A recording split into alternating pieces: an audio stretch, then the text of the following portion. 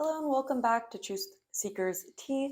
My name is Kate and I just want to start off by saying I am very, very thankful to have you here and for all the support that I've been getting on this channel. It really means a lot to me, so thank you. But for today's pick a card reading, we are actually going to be doing a video that I got inspiration from Tarot on, which is her video that she did regarding your potential love options. So today I have 4 piles, and each of the piles will basically be talking about who is a love opportunity or option in your life right now. So we're going to be talking about who this person is, what blessings and challenges they would bring to you in your life, and then we'll be getting advice for you overall on the connection. And there also will be an extended reading where we'll be looking at how your love interest will be viewing you and what challenges and blessings you'll bring to them, and then we'll get messages from them and some extra advice for you guys. So this is a reading where if you're drawn to more than one pile, that's totally the way it's supposed to be. So there might be multiple piles you're drawn to, and it's really meant for you to hear about your different options in love and what's currently in your energy field, what's a possibility for you, so you can make the best decisions and kind of get more information about what potential options are there for you. So that is what I have, I think, as far as the intro. Oh, also, I do want to let you know that there definitely could be a situation where you pick a pile and it sounds like yourself. So just look out for that. If you want to listen to it still, you're totally welcome to. But I definitely recommend that you pick another pile and see what else, and see if there's someone that doesn't sound like you, basically. So yeah, now I'm going to get into the piles. For pile number 1, we have the Wayhome Tarot with this malachite heart.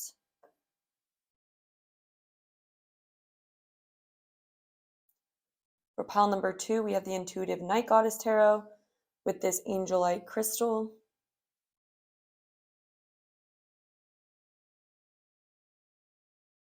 For pile number 3, we have the Pastel Journey Tarot with this amethyst crystal.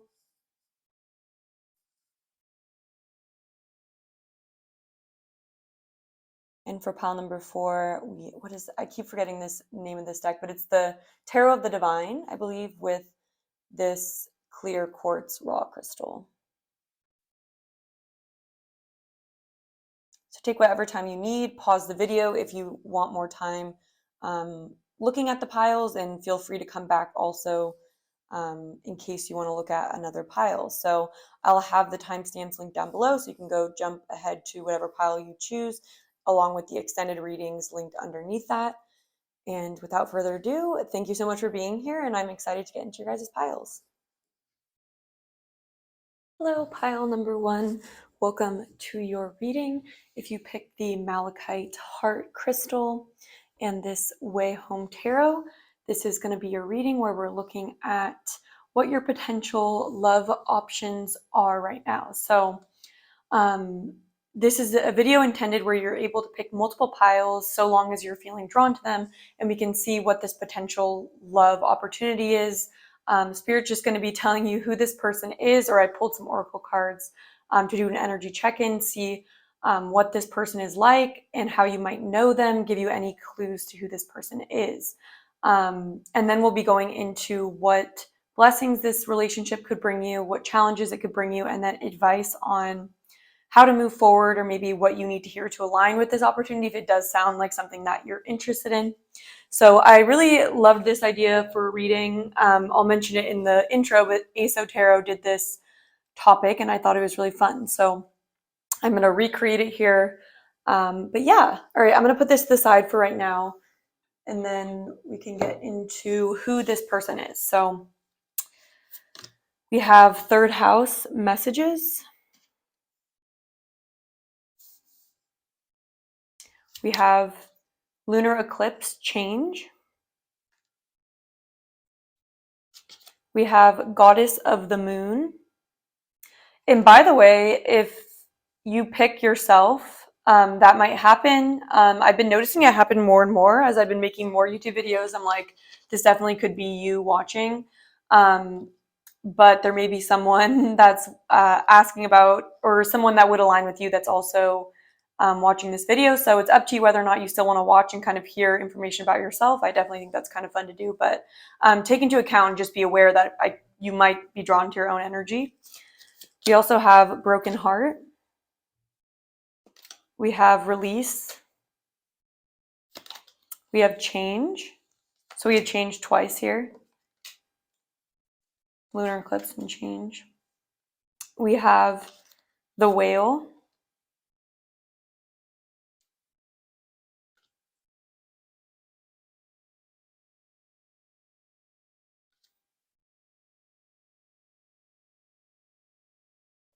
We also have make it look like the night. Wow. So you guys have a lot of themes that are kind of overlapping here. Just trying to find a good spot to put these. All right. I'll put this here. Sorry. I don't know why, like, I get nervous doing this on camera. I'm like, oh, is it taking me a long time to get these in the right spot? But all right. That looks pretty good to me. All right. So who is this person? The first thing that's like screaming out to me is the fact that we have the whale here, which talks about, first off, it's a water sign. So this person could have water in their chart, but there's a strong theme overall here about feminine energy and going into the depths and not being afraid of the depths. This lunar eclipse talks about where you can't, either the moon's blocked. There's something to do with, like, I don't know why I always get my eclipses confused, but when the moon's being messed with, it can be triggering. And I feel like there's something here where this person is someone who throughout their life has been forced into exploring the depths of their shadow, and because of what they've been through, and we have literally have heartbroken here. So this person could be someone who you may know this about them, or it may just be, it's just giving you background information as to why they are this way. But this person's super intuitive, extremely feminine, someone who sees the hidden things in life, someone who isn't afraid to go deep and look at the shadow of themselves and other people in order to understand what needs to shift. It's like this person is the opposite of the kind of person who is going to be ignoring their feelings or ignoring that there's potentially something in the water, right? Like, I feel like there's an energy here of like this person being someone who doesn't ignore when there's something in their psyche that bothers them. It's like there's a feeling here that they are not afraid of change. They're not afraid of things that people oftentimes are afraid of. There's something very fearless and feminine about this person. They don't have to be a female, but it's just strongly coming through this way with literally goddess of the moon. So, and make it look like the night. I'm shook that these all came out because it's almost so synchronistic that it's like baffling me in the reading. But there's a feeling here this person's been through a lot of change and has probably had a difficult past, but it's all been happening for this person, and it's almost like this person's challenges has ended up being their greatest asset and their strongest, like, it's their superpower, basically, the fact that they are able to go so deep and not stay on the surface. This person has layers upon layers of depth to them, and because of their experiences, it's like I'm getting kind of a crone energy too here, where it's almost like this, nothing surprises this person, or even a Scorpio energy where it's like, oh yeah, duh, Scorpio's like screaming here because of change, and just the water element and just not being afraid to go into the depths. But with release here, there's a feeling that this person has been through a lot or has had to make a lot of changes throughout their life. And so there's this feeling that they are extremely intelligent too, with the third house being here. This person's very good at communicating about the unseen or about the unconscious, things that other people maybe are too afraid to talk about or don't like to spend time contemplating. This person does that. So there's a very esoteric, and like this person could be a tarot reader. They could be interested in things like that. I would not be surprised, because with the third house being here, it makes me feel like this person communicates. They may have a business. There may be something that they do in regards to spirituality and things like that. And they've used what pain they've gone through. This is kind of giving me, honestly, like the very stereotypical trope for a healer. You know, it's like this person definitely gives healing vibes. It's like they were the wounded healer, and I feel like as they heal themselves and release what doesn't serve them, they become more and more communicative, and they turn more into this whale personality where, because they've been through so much and they've seen so much, it's almost like they're stable in a way. And there's also this feeling I was getting, there was this energy here of, there's just a feeling that this person goes down deep into the depths. So maybe you could go a long time without hearing from this person, or they could go into hermit mode, but there's a feeling of them going deep, deep, deep, and where most people would need more oxygen or go back to the top, go back to the light, go back to the comfort zone. It's like this person is able to stay for a long time in the deep zone without like losing themselves or needing to come up, and they get so much wisdom from that, and they're able to heal their wounds. They're able to heal because they're able to sit with their pain and sit with their shadow, with this broken heart here. And they understand the importance of being able to go into that energy, go into that zone. And so they can make the changes that they need to make. So it's like each time this person comes back for air, they're a different person. And I'm just getting that analogy here where it's like this person goes in like deeply. And I'm like also looking at this like change going inward too. And it's like then they come out and maybe they explain things to other people. Like this person could write also, or they could write self-help books. Like this person, I think, definitely helps other people or is able to communicate a lot of things that other people aren't able to put into words. And that's why I'm getting like the tarot reader vibe, because it's like something that people feel but haven't really put the spotlight on, or they haven't been able to sit with it for long enough. So it may feel like this person knows things that other people don't, but it's almost like other people also have access to it. It's just that they maybe are afraid to go there. They're afraid of the discomfort that it brings to not be in the like 3D energy, like in the energy where things feel safe and predictable. It's like, it's definitely not, it's going out of your comfort zone. So this person's extremely like that, I would say. So kind of a feminine energy coming through here. Let's get some tarot to see what else this person is like. Maybe some clues as to how you'll know them. Spirit, what else could you tell us about pile one as an option? What is this person like? What's this person's energy like? And they would have had stories of like, they're very in touch with their wounds, you know, but in a good way, in a way where it's like, this person has been broken before and they've had to look at that and they've had to look at the pain. And it's like, they become a goddess of it. You know what I mean? With goddess here, it's like, it's giving me the energy that they've mastered it, or that they've learned that the use of it, and they've learned how this person knows how to not stay stuck in their life. Like they're the type of person who changes a lot, you know, because they aren't afraid of looking at what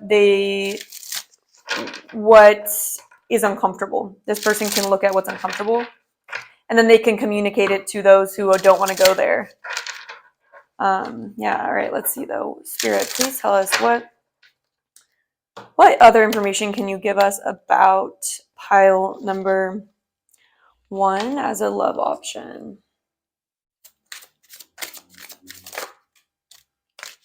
Yeah, Nine of Pentacles, Ten of Swords. Yeah, so this person, it's like they've learned their independence. I feel like this person would be very abundant. This person is someone who hasn't always had it easy, though, with this Ten of Swords. They've experienced betrayal. They've experienced a lot of heartbreak and pain.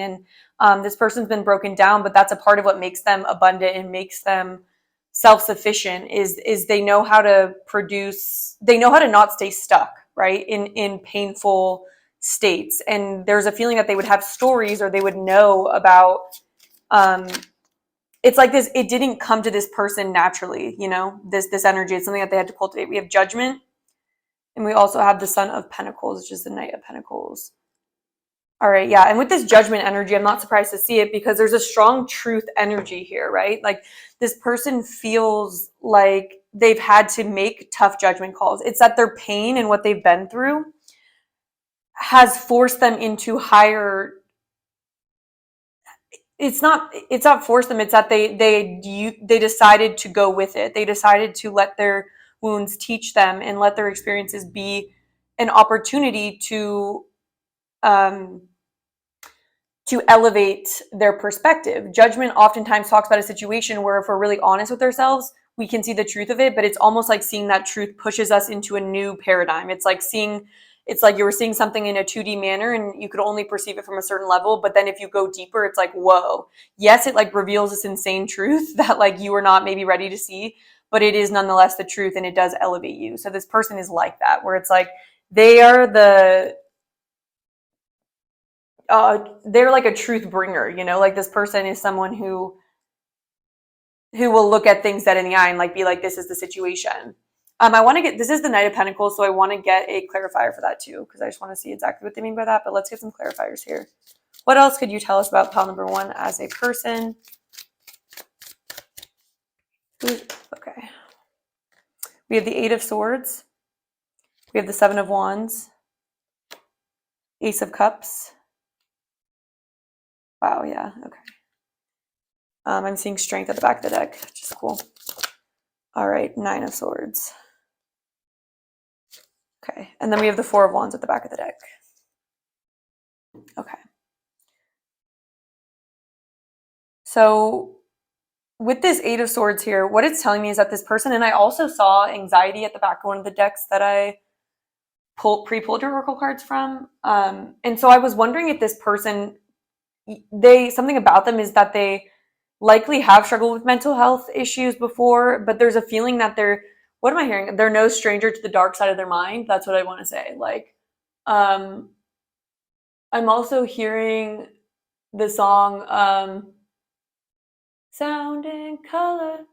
I think Sound and Color by the Alabama Shakes, which just says like, there's just a very introspective and deep energy about this person. And I think they've had to work at breaking away from toxic relationships or toxic patterns in their life that kept them feeling small or kept them dependent on other people. This person has learned, and I think that's why the Knight of Pentacles here, this is someone who has had to learn over time how to be consistent for themselves, because they learned that they have patterns that sabotage them. Like this person's learned about their self-sabotaging behaviors. And with the 7 of Wands here, they've learned that they have to defend their victory. The 7 of Wands is this defensive position where instead of being in this energy of caring what other people think and limiting yourself, it's almost like a very different energy here. It's like they've learned that other people are always going to have their opinions and always going to have.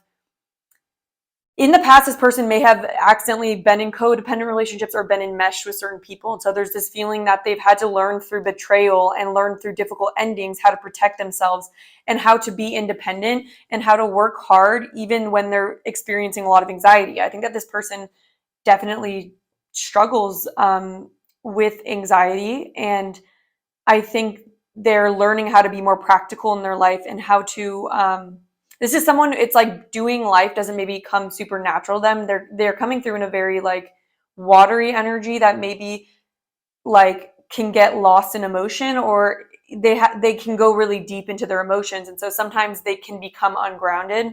And I think they can get carried away in their mind when it comes to fearful thoughts and things like that. And so this person really has to work to ground themselves, and I feel like that's why the 4 of Wands is here.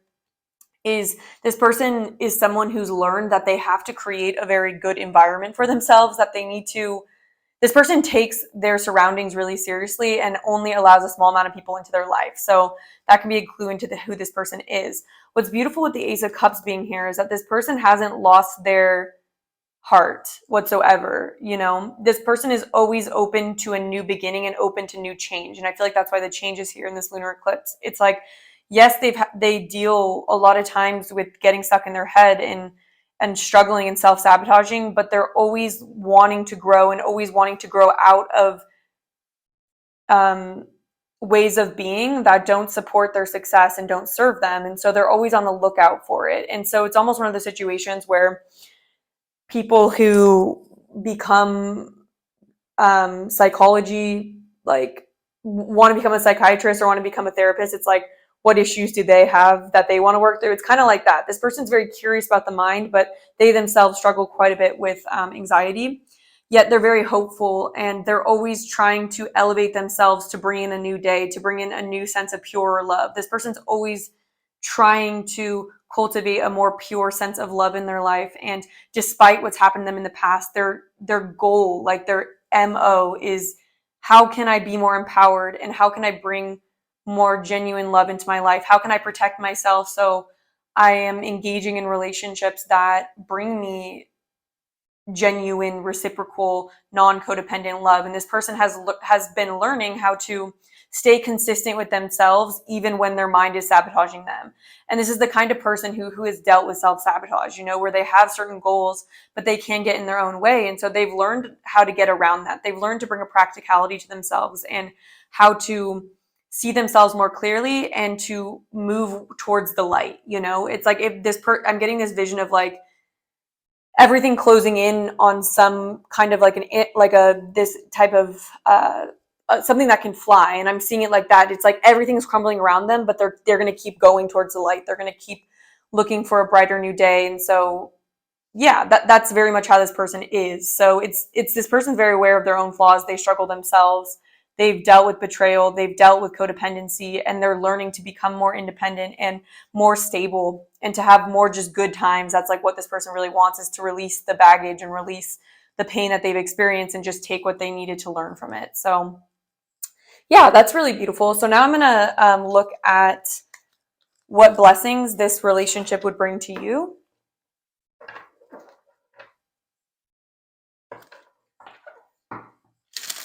What blessings would a relationship with pile number one bring? Pile number one's this person. Underneath pile number one, what blessings would they bring to you?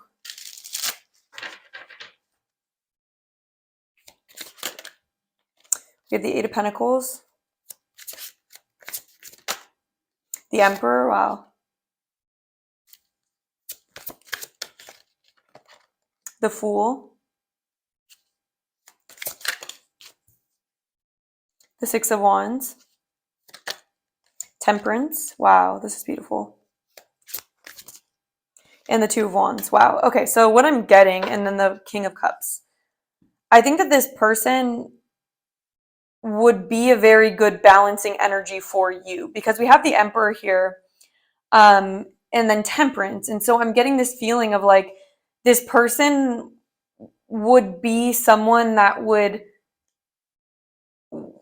I'm getting this energy that maybe you guys are very forward thinking, or you guys are very much work focused. This person would encourage that. This person encourages a practical ambition. I'm getting that this person's very ambitious, and they would support you in your work, and they would also support you in bringing more work-life balance, or basically learning to have both. So like with the Six of Wands here, it's like this person is a work hard, play hard type of energy. Like they are someone that would help you bring more victory to your life. Because with the Six of Wands, it's like about recognition. Maybe this person would help you get some sort of recognition within your work. But there's something about the way that this person would support you that would bring a lot of success and victory in your life. And with the Emperor, it's like they're good. With the Emperor and the Fool, there's a lot of major arcana as well. It's like this person would help you be able to reach victory within your work, but also be able to take maybe risks that you wouldn't have taken unless it's almost like they bring an energy to you that's balancing and allows you to get a little bit out of your comfort zone. I feel like this person would bring you out of your comfort zone, and while they would also support you being in this Emperor energy where you maybe want to be more controlled within your plans, your career, but like maybe sometimes that can lead a little bit to stagnancy. And so I see this person like elevating your path in a way. They would help you listen to your heart more.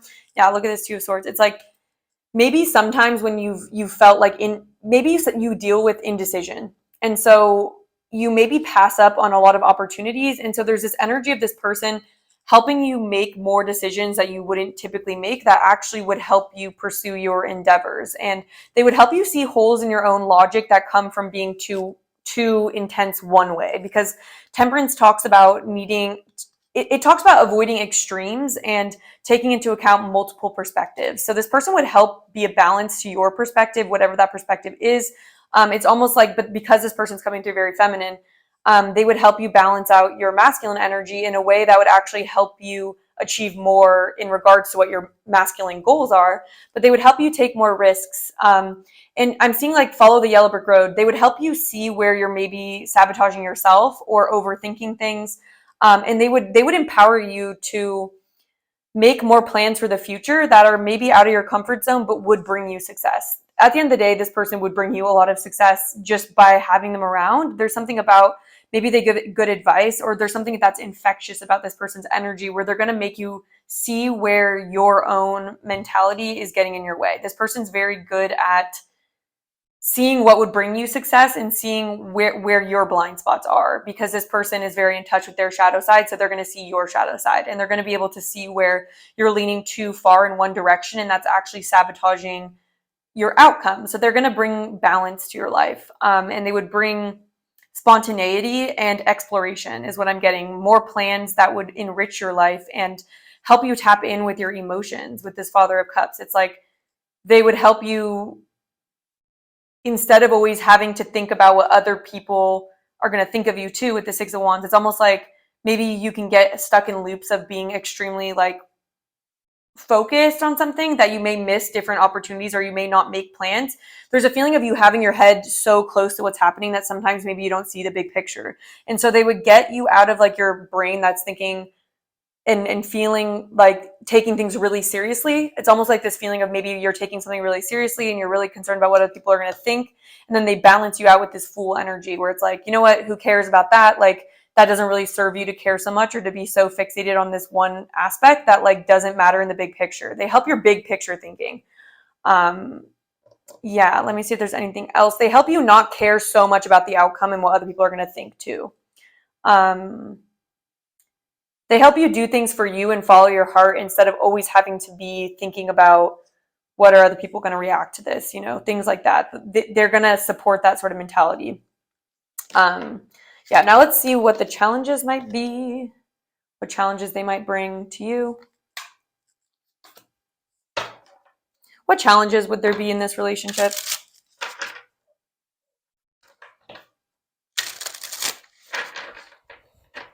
Yeah, if you get stuck in a rut, if you're prone to getting stuck in the rut about like certain things, this person would help you get out of that. Like get out of, it's almost like because of this change energy that they have, they're confident in seeing where, it's almost like, you know how they'll see where you're self-sabotaging is what I'm getting, because there's this feeling that maybe sometimes you don't make certain decisions because you're too concerned about one aspect of it or something like that. And this person is going to help you see that like the reason why you're doing that is because that's in your comfort zone. And there's an energy here of this person helping you see that sometimes what feels comfortable isn't what's best for us. And sometimes what feels uncomfortable can actually bring really positive changes in our life.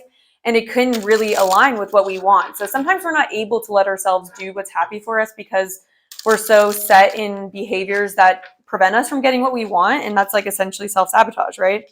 So they would help you see through things like that, and they'd help bring a lot of balance to your current mode of operation. What challenges would there be in this connection? We have Justice.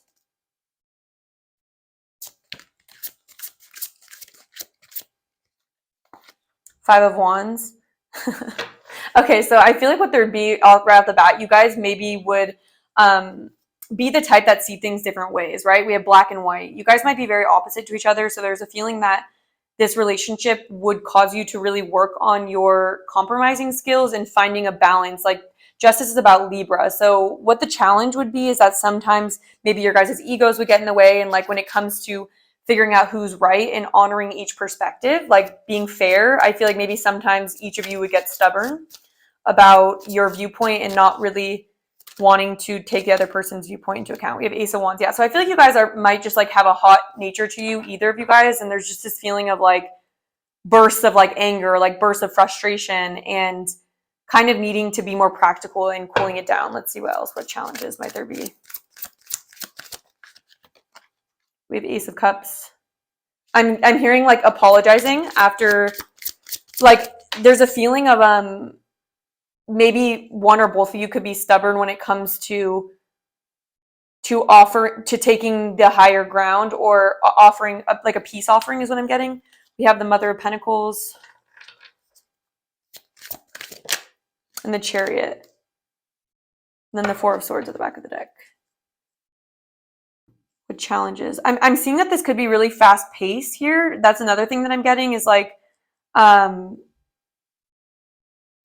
okay. Also with Ace of Cups, there may be sometimes difficulties in meeting each other's love language. You guys might have different love languages, and so it would require a lot of communication to make sure that each person is feeling honored. I'm getting that with the Ace of Cups here, it's like injustice. There's just this feeling of needing to figure out how to make the other person loved, how to see the other person's perspective when you're going about your life with this person. It's like there's just a feeling of maybe butting heads sometimes and kind of needing to maybe disagreeing also about practical things, because with this Mother of Pentacles, I'm kind of getting this like in the Five of Wands, maybe disagreeing about more practical things is what I'm getting. Is like I feel like you guys are going to be really passionate. Like what I'm getting is this really passionate energy in this Chariot, and you guys might get really frustrated when you guys reach roadblocks. Like I'm getting this to be more of a fiery issue. Like the challenge is when both of you guys are in your fire energy, and it's frustrating because you guys want to move this forward and there's so much passion, but then there's a stubbornness too that I'm feeling. And it's like sometimes needing with the Four of Swords, like needing to just, look at this, Five of Swords too. Needing to get out of your guys' heads and not be stubborn, there's just a feeling here of maybe thinking that the other person's intention is different. And so it would require a lot of new skills in regards to conversation, and making sure that you guys are not being hot-headed and like taking time back to get your thoughts straight and like communicate what hurt you about something. I just feel like sometimes there could be a pattern of stubbornness where each person isn't validating the other person's emotions and seeing where the emotional situation happened. And you guys, or there may be a feeling of wanting to like brush past problems, but then the fight's kind of repeating. So there's that. Okay. So let's see. Definitely a lot of different opinions coming from you too, but I definitely think it's one of those things where you guys could learn a lot from each other if you learned how to honor each other's perspective. All right, so now let's look into getting you some advice, what action you can take in order to manifest this connection. And I also pre-pulled some oracle cards. So what action can the viewer, what action are they being guided to take in order, if they do want to manifest this connection, what action would be best for them to take? We have Five of Cups in reverse. Okay, so there may be things from your past that are holding you back, or you may be kind of in a mentality of thinking that things won't work out due to past experiences. Ten of Swords. So there may be some betrayals or some pain from your past that's causing you to be hesitant towards opening up. Five of Wands and Nine of Cups. Okay, and so you may just feel Five of Pentacles here. So what I'm getting is that there's this energy of needing to recognize what you want and go after it, despite the fact that you maybe are feeling conflicted about it. Maybe you're afraid of conflict or afraid of something happening in the past, or something that you need to let go of with the Five of Cups in reverse, and let go of a mentality of the cups being the cups being fallen over, and there may just be like a distorted lens in which you're viewing love right now. And so there's this desire to with the Five of Wands here, Ten of Swords, Nine of Cups. I'm going to clarify some of these, because with the Five of Pentacles, maybe something's already happened in the past of this connection. But there's this feeling of, despite what potential roadblocks you see and what pessimism you have, if this is something you want, you should go after it, and not be afraid of any potential loss, or not allow the past to get in the way. Can I just get a couple of clarifiers for the Five of Cups, Ten of Swords? What is this energy?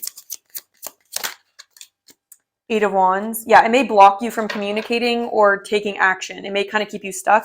Why is the Five of Wands here? The Sun. with the sun here, I feel like, yeah, there's a feeling of you just needing to embrace what you want. Like, I feel like there's a need to take action towards what you know would make you happy, even if you feel conflicted, you know? It's never going to feel like 100%. One more clarifier, please.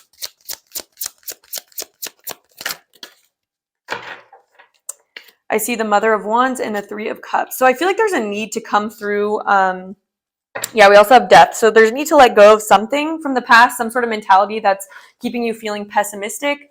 I feel like there's a need to bring a little bit more fun and passion into the connection with this person. I feel like there's a need to be really clear and communicate with them, and a need to feel confident in yourself so you're not coming through with different mechanisms that maybe are blocking you, if that makes sense. There's a feeling of bringing in a more lighthearted energy to how you feel about love and to this person, and bringing them clarity with the sun here. So let's look at what other advice cards you got. We literally have I love you. These are powerful words. And this talks about how important it is to express your love. We have never ending story, building blocks. I'm going to start there, and then I'll take these three as well. We have let it go, a higher view, and uncharted sea. Okay. Yeah. So definitely with this never-ending story, this is relating to what your advice is. There may be a certain story you're telling yourself due to the past hurts that you've experienced in love. These start to become where you get in your own way because you're telling yourself a story about how things work out for you or who you are in love. You may be telling yourself certain things like, I'm not someone who goes after love. I'm someone who always gets hurt, or like, I'm not worthy. Whatever these stories are, there's this feeling of needing to show yourself love. This card also talks about showing yourself love, and really looking at what you're telling yourself about yourself that's outdated and due to past hurts, because I think it's really sabotaging your love life. With building blocks here, I feel like there's a message of telling you that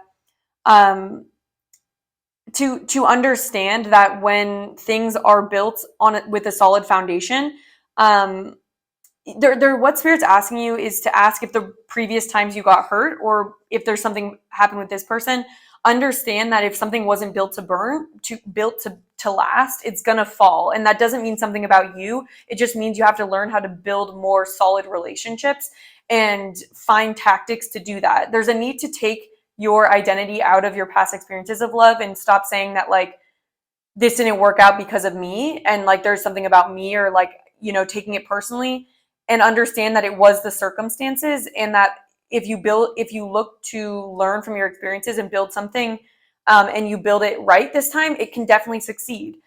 With the uncharted sea, there's a feeling of needing to go outside of your comfort zone to make this relationship work. Being okay with going out into the unknown, trying again.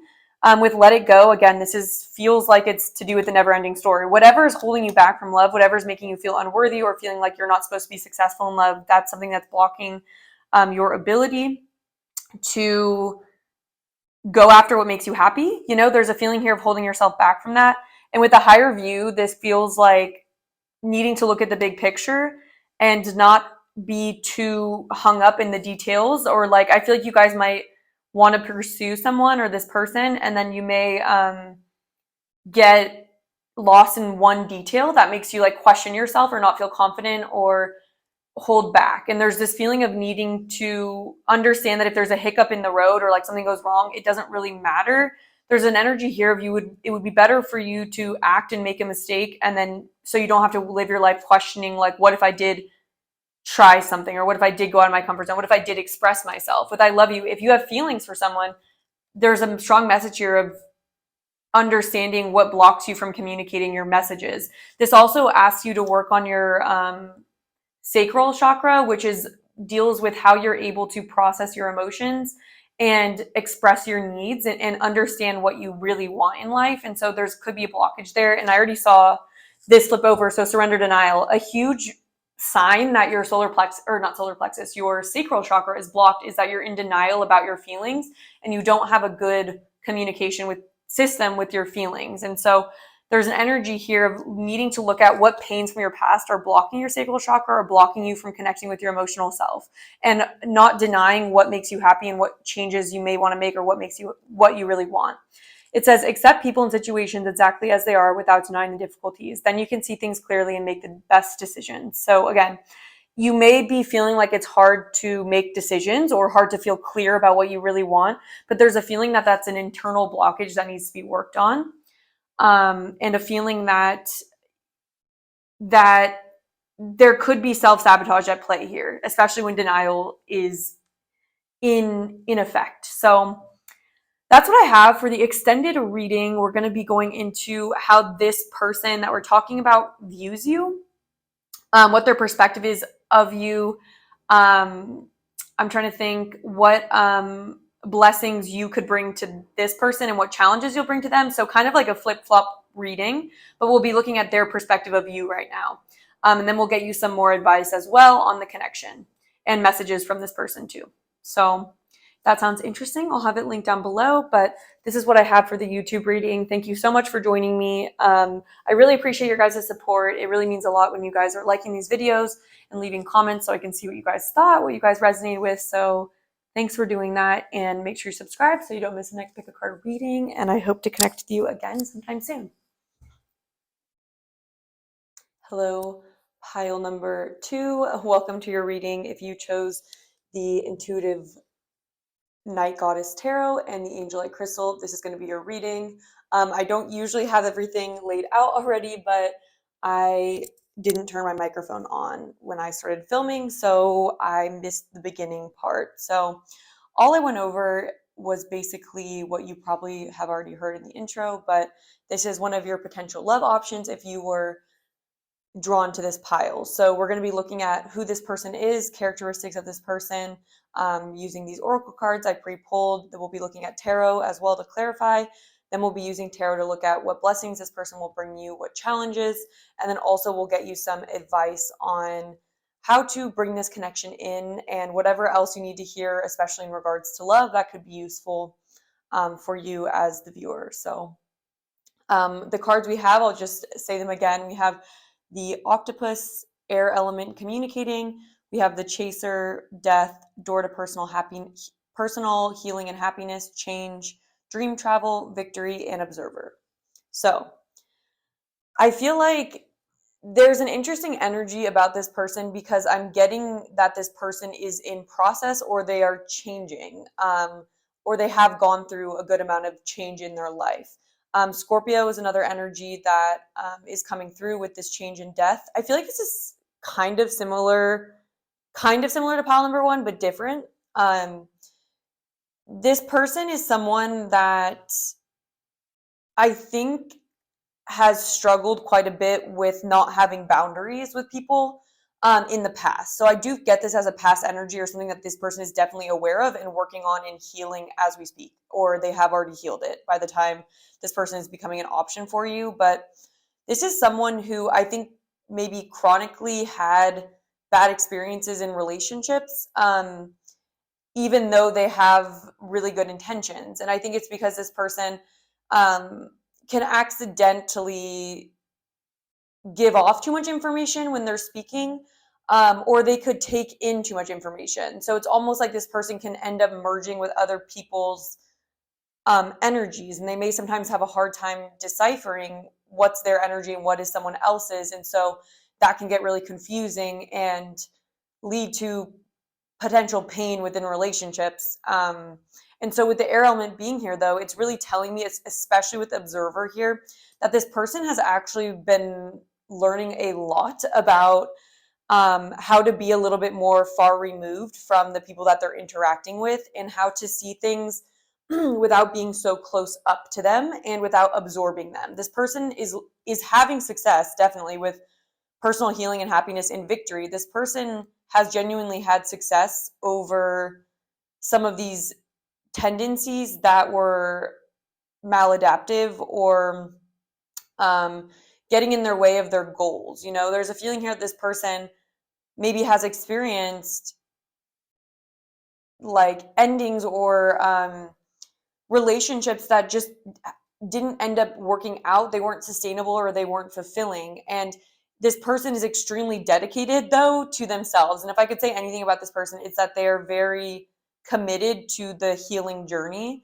And it takes a lot for a person to slow down and look at things from a new perspective and figure out where they're going wrong and what they need to work on. So this person, I feel like, is someone who's very good at self-help and has recognized that they have this tendency to lose themselves in relationships or forget their own needs and their own boundaries when it comes to people, basically. And so this person has experienced a lot of change because of, I think, relationships not having a solid foundation and there being a difficulty when it comes to communicating. This person maybe also has had difficulties throughout their life being able to communicate how they feel, and maybe communicate honestly and communicate from a place that isn't appeasing other people or isn't built to um, built to have some sort of outcome. It's like this person is learning how to just honor their own personal um, thoughts and feelings and separate them from other people's.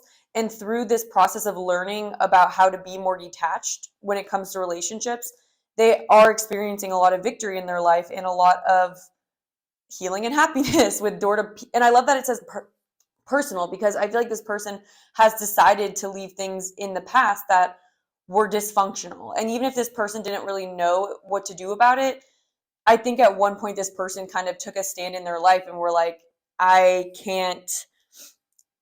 need to be more grounded and I need to be more clear. Because with this dream travel here too, there's almost this feeling of this person being very psychic as well. There's a very psychic and watery energy to them, where maybe they can get lost in the clouds or lost in fantasies that don't serve them, chasing dreams or chasing ideas that won't really be prosperous, things like that. And I love that it says the relationship is over, no second chances, grow and transform, what's dead is dead. What this person has learned to do is to let go of this, though. They have been able to see that this tendency of maybe chasing what was eluding them, or if something wasn't showing up in the way that, if something wasn't giving to them, they didn't see it as a blockage or something, like they didn't take it for what it was, is how it feels. It feels like in the past they would try to heal the person they're chasing, or they would try to like suction cup to things. It's like with the octopus here, it's like it's giving me this feeling of like getting really attached to certain outcomes or really wanting something to happen. And so I feel like this person has had to learn that they have to change this part of themselves, because it's almost like they would get too attached to a certain goal or a certain person, and then they would put all of their energy into that, and then they would find themselves very much in this place of losing themselves and also losing their grounding and losing their like understanding of what's even happening. And so I feel like this person had this habit of getting very attached to people and getting very confused about why things would fall apart or why things were going wrong. And they maybe would take it personally when people didn't reciprocate with them. And this person has had a hard time understanding their worth throughout their life. And so I think at an early age, this person learned how to assess other people's energy field so strongly that they lose connection with their own, you know? And so sometimes they go into situations not really even assessing whether or not what's in front of them is something that they want in their life. It's almost like they've already predetermined that they're going to be attached to it and they're going to like go for victory, or they want success in the situation, but it's almost like they'll be getting red flags or signs that something that is not harmonious, but they'll hold on to relationships past the point of it being helpful. But I do think that this is something that they're very much letting go of. Okay. So, but it is for some reason what's coming through when I'm doing this reading. So it must be relevant. It must be something very recent that they've had to kind of overcome. But I think that this person has a very brilliant mind with the air element, and the more they tap into their objective intellect and the more that they can unsuction cup themselves from other people and look at things logically, I think this person actually is a really good communicator and really good at seeing situations from both sides and not getting as attached anymore with this observer. They've learned the need to stay somewhat detached so they can see objectively. And it's just something they've struggled with in the past, but it's something that they've been able to overcome, I feel. And also, you guys, if you feel like this is you, because some people may feel like this is their energy, I don't really know why this happens sometimes, but there could be someone watching that is, you are the potential love interest for them. So, you know, it might still be interesting to listen. It's completely up to you. But you always are welcome to pick another pile and see if another pile is resonating more with you. So I just got to do what spirit comes through with, you know. It's like a part of me is like expecting it to be more masculine energies, but then I'm like getting these water energies and I'm like just going to go with it. So let's get some more details on this person, who this person is, maybe how you'll perceive them. Who is this person, spirit? For pile number 2, who is this love interest? What are they like? What are their characteristics? Any other details that could be helpful? I saw the Ace of Cups. I think this person's very loving. That's another thing. I think this person really, I can't like say it enough how it's like, it's like a trauma response I get from like the octopus. Like they have good intentions. It's just maybe they weren't taught sometimes how to go about things. We had the Lovers here coming out in the reverse position. I'll take reversals if it literally pops out that way. So I'm just going to take it. We have the Nymph of Wands, the Page of Wands. So yeah, I'm getting that with the Lovers in reverse. I think sometimes this person has had like a skewed view of what love means. And like maybe this person thought that sacrifice is needed in love, or it's almost like this person hasn't understood that unconditional love doesn't require you to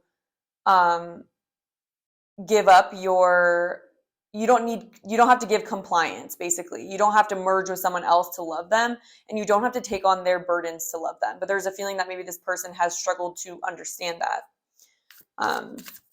Yeah, all right, let's get some more.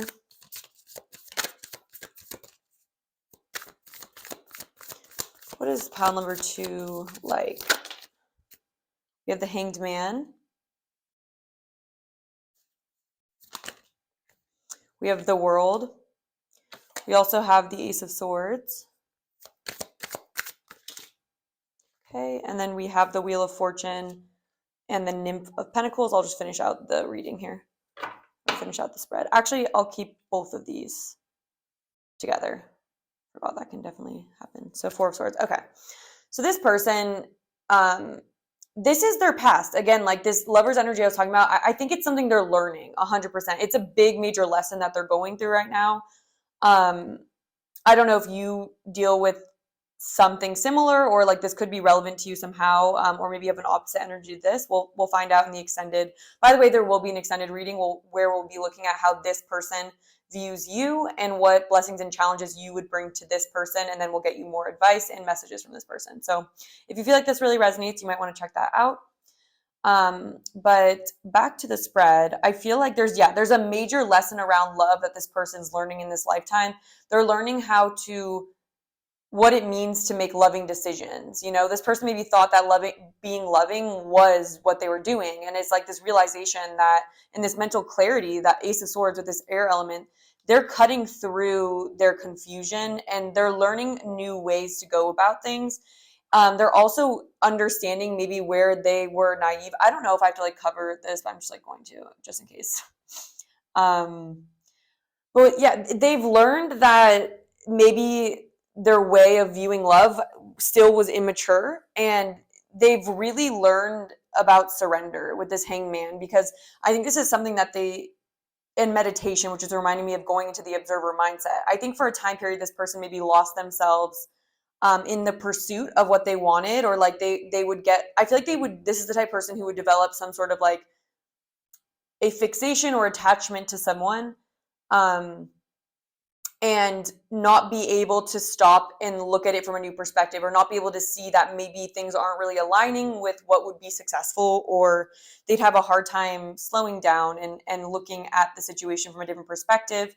The Page of Wands can also, it can just be that this person gets really passionate about something, and they can just be all in really quickly. But it's something that they're gaining mental clarity over, and they're learning to go with the flow more. And with this Wheel of Fortune, they're learning to accept change and accept the flow of the universe.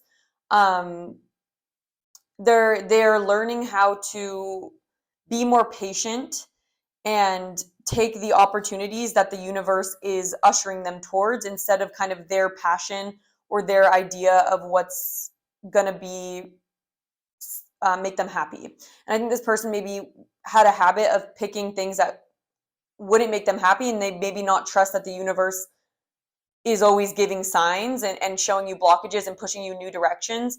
Because even if we think one thing is going to make us happy and we feel passionate about it, it might not, we don't know like the big picture in the way that the universe does.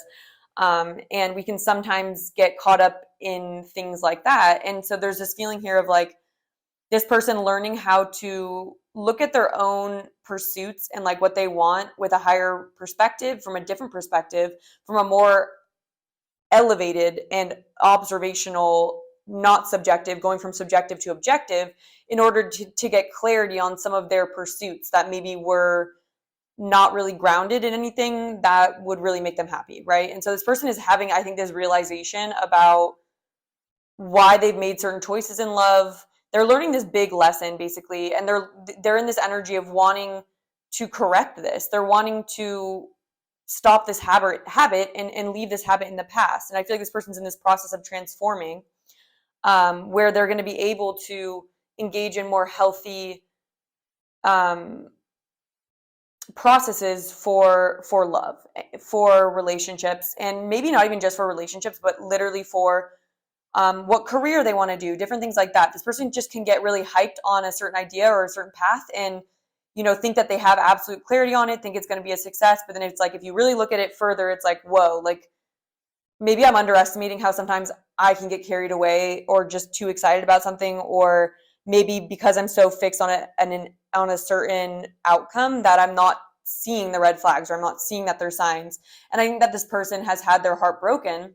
Yeah, look at this. We have the Four of Swords. So this person is in this healing energy where they're kind of learning to understand, like, deceptive behaviors from other people, or like how being in this very attached mindset, where you kind of it's almost like they would give this sense of unconditional love to people, but the way they saw unconditional love was loving them no matter how much they didn't meet their needs or respect their boundaries. It's almost like shifting from understanding unconditional love towards someone else also looks like giving yourself unconditional love, so you don't enable people. And understanding that unconditional love is something that is constantly meant to be applied to ourselves so it can pour into other people. And this person's model of love was more show someone else unconditional love to finally be deserving of love. And that's something that they're flip-flopping.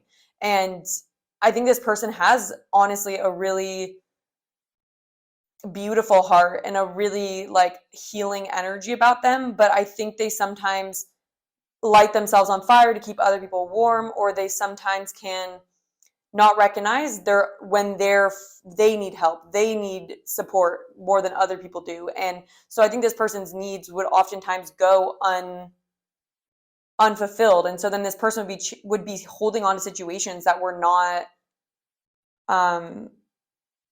meeting their needs or making them happy, but they'd have a hard time understanding that maybe they even felt guilty or felt responsible for the people that were hurting them, or not being able to support them. And it's something that they're learning about, right? They're getting a new perspective on it, and they're surrendering to trusting more in the universe. And it's like they've learned their lesson. I think this person's been through it, and they've kind of had no choice but to transform. But that's just what this person has decided to do. So, and I think with the universe here, there's someone that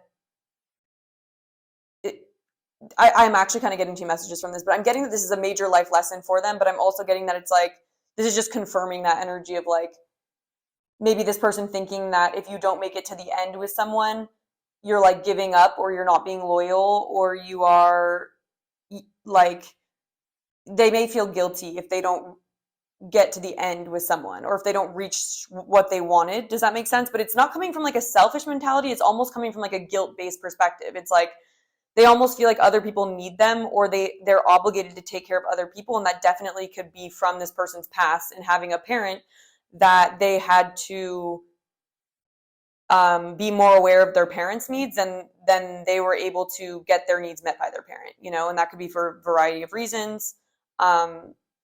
But this person certainly developed this because of their childhood, because of things like that. And I just think this person hasn't understood that they don't deserve to do that they deserve to have their needs met. The universe does want to support them. The universe will give them what they need. It's just that they need to align with that energy internally, right? Because I think this person kept attracting a lot of people that maybe were takers, or started taking advantage of the fact that they would sacrifice their needs sometimes for other people, because that fear of abandonment, and that codependency energy that this person is coming through with. But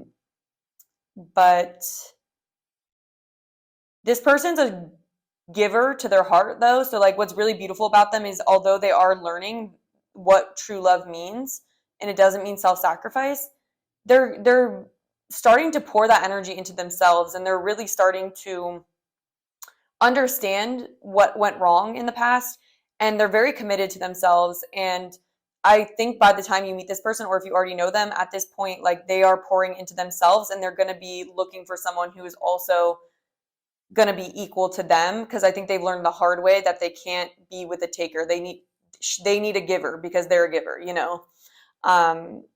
and yeah, so that's kind of interesting. Let's go into now what blessings this person will bring you.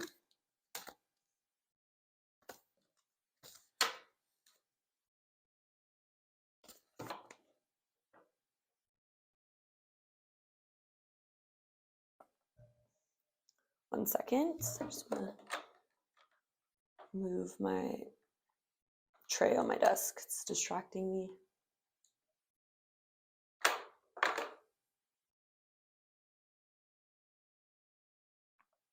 Okay.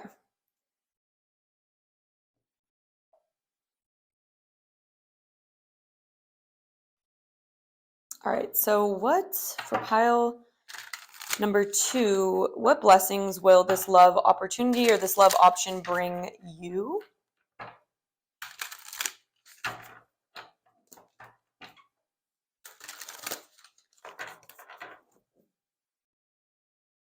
What blessings would this relationship bring those who chose this pile? We have the High Priestess, or the Witch, in this deck. Oh, this is the Magician, actually. The Magician. Justice. The Empress. Aw, wait, this is so cool. I love this. And I genuinely think this person is like totally Empress material. Someone who has that nurturing energy to them and wants to bring abundance to all that are in their presence, right? But I think what a lot of people that are pre-Empress or not in their Empress energy, they don't understand that they have to give to themselves first. And so they're in this energy of not having their needs met. Like when the Empress is in reverse, I always get that energy. But the blessing of this person is that they're going to be in their Empress energy, and they're also in their Magician energy. And so what I'm getting is that this person is going to be able to nourish you, number one. Like this person is going to be the most supportive and nourishing person. And I feel like they're really going to help your confidence. Like this person feels like someone who's like very much a hype you up, hype woman, like someone that's always going to make you feel capable and push you to create. This person is going to help you see your own value. Something that this person's really good at is seeing other people's values or value in them. This person is like able to be such a light and able to see where your light is. And so with this Justice here too, I think this person is incredibly aware in relationships. Like if this person's going to go wrong, it's going to be not taking their own perspective into account. And so with this Justice energy, I feel like this person, I'm also getting this energy of someone that with the Justice is going to be very protective over you, but like in a cute way, like in a way that's like, no, like my person isn't like, I'm not gonna like let my person think that, feel bad about themselves because this other person isn't being fair to them. Like this person's very aware now of what's fair and what isn't, what's balanced and what not. And so this person's very much going to call out maybe any situation where you feel threatened or you feel like someone's being unfair to you. Like this person's going to be so on your side and is going to help you not fall into ties that they fell into. So there's this feeling of like them very much being able to help other people with their own relationships. Like I feel like this person is someone who give really good advice on relationships, and also give really good advice on helping people manifest what they want. Like there's this feeling of, I know what's going wrong in your manifestations because for a long time I was going wrong in them. Let me help you get in the right energy to manifest. And so this person, you might like notice that just by being with them, it's almost like your life starts flowing better. And it's almost because they give you this confidence of making sure you know what you deserve and what you don't deserve, and also not letting like other people's perceptions that you don't need to take into account block you from your manifestations. Yeah, there's a feeling like that. What else? Can we clarify? We have the Revolution card, which is the Tower card. We have the King of Wands. Yeah, totally. And the Two of Wands. Yeah, this person is going to be like, and then the Chariot at the back of the deck. Totally, 100%. That's what I'm getting. Like they're going to help you they're going to help you with forward movement, right? With the King of Wands, there's this feeling of them being able to like hype you up and being able to, they are the type of person that's going to give you a confidence boost. This person is going to give you the confidence to feel like you can create whatever you put your mind to. And it's the same with the Magician here.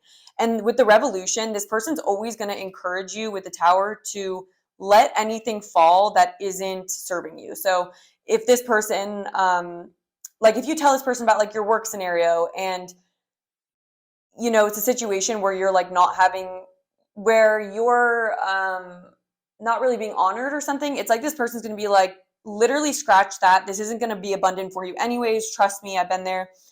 You are so much more of a badass than you're giving yourself credit for. Let's make plans for the future. They're going to like help nurture you to help make sure that you're always reaching your potential and you're not selling yourself short or being suppressed in any way. There's just this energy of justice where it's like this person is very much protective of making sure that you don't get taken advantage of or that no one is able to like bring you down, basically. The Emperor underneath. Yeah, it's that Emperor energy because this person is, they're going to be this complement to your energy. So especially if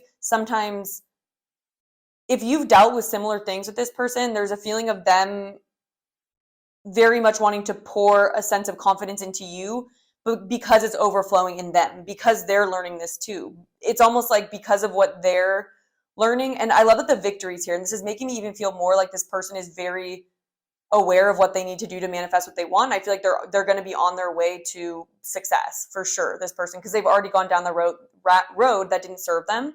And so because this person is so success oriented and like they're in this Chariot, like I know how to move forward and I know what I deserve. And I'm in this, like, they're in this very strong, beautiful, like the Empress, like everything's coming to me. And because when you're in that energy of knowing that you're not in this lack mentality, you're in this what is possible, there's an energy of this person helping you move from a survive mentality to a thrive mentality. And this person will always be pushing like you to see your worth and you to see what you're capable of. And they're just this very supportive force that's like very like feisty in a sense of like no one's gonna wrong me because I've already dealt with that. And if something needs to fall down, let it fall down because we're abundant. Like there's a strong feeling of this person really understanding abundance, and not this person is, because of what they've been through, they would rather literally punch themselves in the face than watch someone that they love limit themselves or stay in a situation that isn't serving them when they don't need that situation. Like this person is such an advocate for chasing your dreams and feeling confident for yourself and making forward progress in your life, and not allowing any injustices to slow you down, basically. So this is a really like bold energy, honestly. Like, and I love that for this person, because I think just this history is probably important. And I love that we have the chaser here, because it's the death of the chaser is what I want to say. It's like this person's truly gone through a death where they no longer chase because they don't have this fear of not enough. This person's in this very abundant mindset by the time you meet them. That very much confirmed it. It's like this person stepped into their power, and they very much understand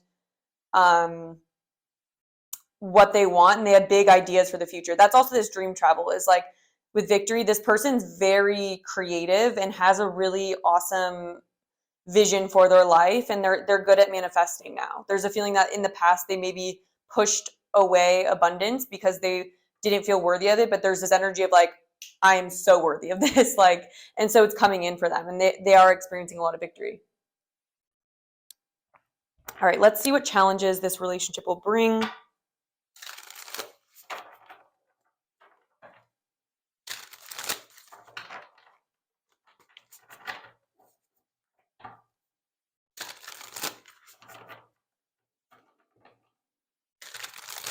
All right, what challenges will this relationship with pile number, or the person behind pile number 2, what challenges might there be?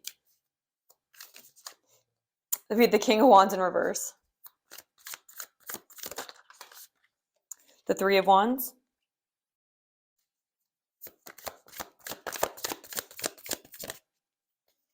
the Wheel of Fortune,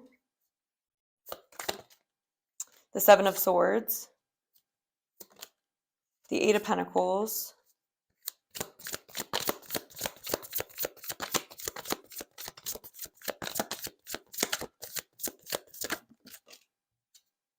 and the Lovers in reverse. Okay. Also the Empress at the back of the deck.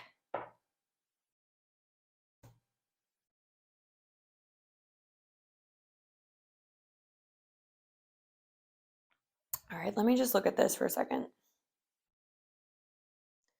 The King of Wands in reverse. Okay, what I'm getting is like, if either of you guys start to doubt yourselves, what I'm getting is maybe the relationship could reach a certain point where, okay, let me explain this. I want to put this into words well. What I'm getting is that the challenge to this relationship is going to be just being consistent and not letting fluctuations in mental health or fluctuations in circumstances slow down the progress of this relationship, because there's kind of a feeling here that maybe when unexpected changes happen or something like that, there could be sort of reverting to old ways where maybe this person would start sabotaging the connection. It's almost like this relationship requires an active King of Wands energy, where both of you guys are in this energy of like, I want the best relationship possible. I have a vision for this relationship. I'm excited about it. I'm actively pouring energy into it. It's not something that I think that you take. It's something that I'm not going to take for granted. I'm not going to like, there's a feeling here of when sometimes we start achieving more for ourselves, or we are actually really happy in a situation. Sometimes we will get lazy, or we'll start kind of doing things to sabotage our progress just because naturally we like it to be in our comfort zone. And so what I'm getting here is that maybe a challenge this relationship will experience is needing to maintain that sense of passion and vision for the relationship, and be careful of self-sabotage with the Seven of Swords, or be careful of starting to overthink it, or there's an energy here of maybe a stagnancy. Like there's a feeling of maybe getting into a rut here and then losing passion for the connection, or thinking that there's something wrong, but what's actually needed is like a healthy sense of change, or a more energy being poured in. So what I'm really getting is that the challenge could come in when things are a little bit too close, too comfortable. And because they're comfortable, they're there could be a rut here where it kind of falls into this going through the motions energy, but there's almost this need of like learning to balance out, learning to balance fun and excitement with the practicality of a relationship. And what I'm kind of getting with the octopus person too is like they may kind of crave chaos just because they might have grown up in a chaotic environment. And so there could be this feeling of like reverting to old ways or something, or like, but I don't think it'll win or anything. There's more just this feeling of like needing to look out for slipping back or sabotaging the connection because it is so good. Like I feel like this relationship would be really good, but it does require both people to be actively like having a vision for it and being excited about it. And it's almost like if it starts getting taken for granted, it could start feeling stagnant, and someone might just like try to create change for the sake of change, or like because they just want something to happen. And so it's almost like instead of, and like the advice would be to learn how to create more excitement without needing like negative chaos in the relationship, right? So there's kind of a feeling here of not seeing consistency as a bad thing, but actually learning to channel that desire for more or like more excitement or something into fun things that could be done together, or what your guys' vision is for the future. You know, it's just going to require active maintenance of maintaining this like abundance mentality, basically. So I could just see that there could be some sliding back into, I don't know, like waiting for things to come to you instead of being like, what do I want my life to be? Let's dream it right now, you know?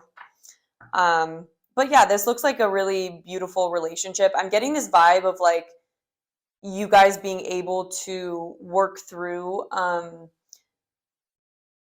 patterns that you guys maybe both have experienced in relationships. And there's a strong feeling of a lot of potential for growth and learning and healing together, and kind of being able to put into the 3D what has been overcome, at least by this octopus. You know, it's almost like this feels like this relationship could be a first chance at a different kind of relationship, or one that isn't a repeat of the past. You know, it's like a brand new potential that maybe either of you guys haven't really experienced, but it's something that you guys are manifesting is what I'm getting. And I think you might just be aligning with this person, and there could just be a potential for you also. Maybe you have mirroring scenarios where whether or not you may have also dealt with codependency, right?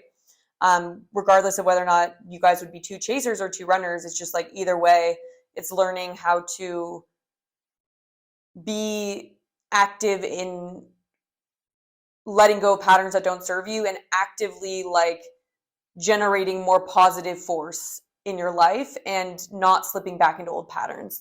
That's what it feels like this is about. So now we're going to go into advice for you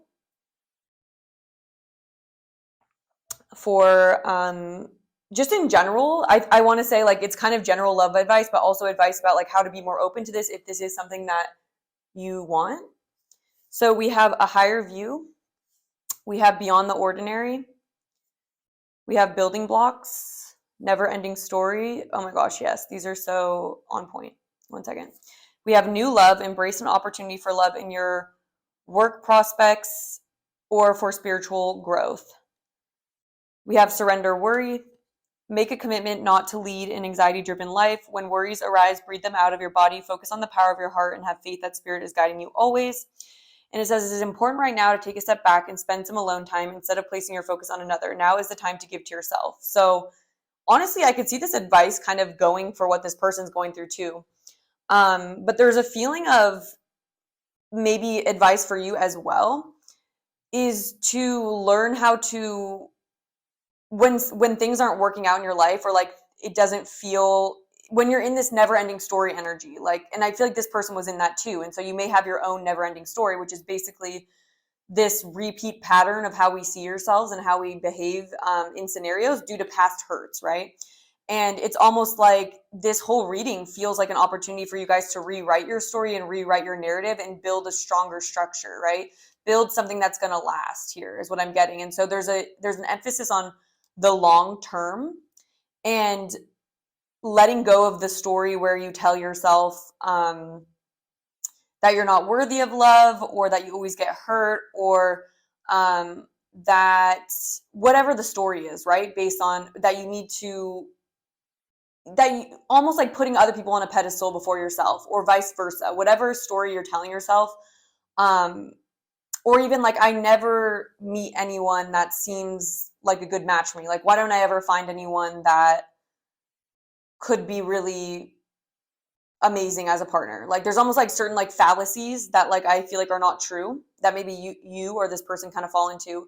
But with Beyond the Ordinary, there's a feeling here of this energy comes through when, instead of, we may miss opportunities when we're constantly preemptively judging or labeling them, and we may like cut off what potential could grow by not being open to seeing what something could be. And so there's this feeling here with the higher view as well, same with the observer, of needing to think bigger, think beyond just the usual patterns or what's happened in the past. Because sometimes when we get hurt, or we have had a certain pattern in love and we want to change it, we may unconsciously be recreating those patterns by assuming things about ourselves or other people. And so there's a need to become like really present and more objective in regards to love situations. And with surrender worry, there could be a self-fulfilling prophecy, right? Like, there's almost a feeling here of expecting things to go wrong, or telling yourself this like this more negative projection of what things could be or what things are possible, you know, what's possible. And that could really be cutting off what opportunities you're open to. And with new love, it says embrace your opportunity for love. So it may require you to take a leap of faith and to be open to letting go a little bit of this never-ending story. And I think a way that like could help you maybe pour energy back into yourself and be in a more receptive energy towards love would be kind of what this person is doing, is instead of thinking about like the things that have gone wrong, or thinking about other people, or reminding yourself of old stories of lovers, or like whatever things didn't go right, see what happens when you start kind of just focusing on yourself, and try not to worry about what ifs, or what if history repeats, things like that, and try to again come back to the place where we see the potential magic in everything. You know, it's kind of that energy where with Beyond the Ordinary, we're again sensing opportunities where if you just, it's like this, it's like when you're in a certain mode where your thoughts are kind of, when it's almost like when your ego is super involved, we can just label something really quickly and not see the magic behind it, right? For example, like we might just look at a tree and be like, oh, that's a tree. But, or you could sit and stare at the tree and be like, oh my gosh, this tree just taught me so much. Like literally this tree is peace, is serenity, is giving me oxygen, is shining, is glowing. Like meditate on this tree, and it's like so much comes through from just the wisdom of that thing. And it's like, it's so easy to overlook potential in things, and overlook or reduce something to something that you've already seen in the past, right? And our human mind is constantly doing that. But there's kind of this need to get out of a rut here, like maybe a rut of just kind of expecting a certain outcome from things, so then it kind of happens that way, or kind of defeating ourselves before we even really give things a chance, is what I'm picking up on. So, and it feels like there are people, or especially if you kind of resonate like with this advice, there's a feeling that this octopus person is going to know exactly what you've been through, and they're not going to be they're going to understand, is what I'm trying to say. And they're going to have some sort of similar wounding potentially, but we'll get more into it. So for the extended, we're going to look at how this person is viewing you, the blessings, challenges you'll bring them, and then messages from them, and a little bit of extra advice for you moving forward. So if that's something you're interested in, I will have it linked down below. This is all I have for the YouTube reading. Thank you so much for being here. It does really support my channel if you hit the like button. If you did enjoy it, leave me a comment. I love to see what you guys have to say about these readings. It's helpful for me. And make sure you subscribe so you don't miss the next pick a card reading. And I hope to connect with you again sometime soon. Hello, pal number 3. Welcome to your reading. If you were drawn to the Pastel Journey Tarot and the Amethyst Crystal, then this is one of your potential love options. And we're going to be looking into who this person is, going pretty into depth with these oracle cards and tarot. We'll be looking at what a relationship with this person could bring you in regards to blessings and challenges. What way would they challenge you?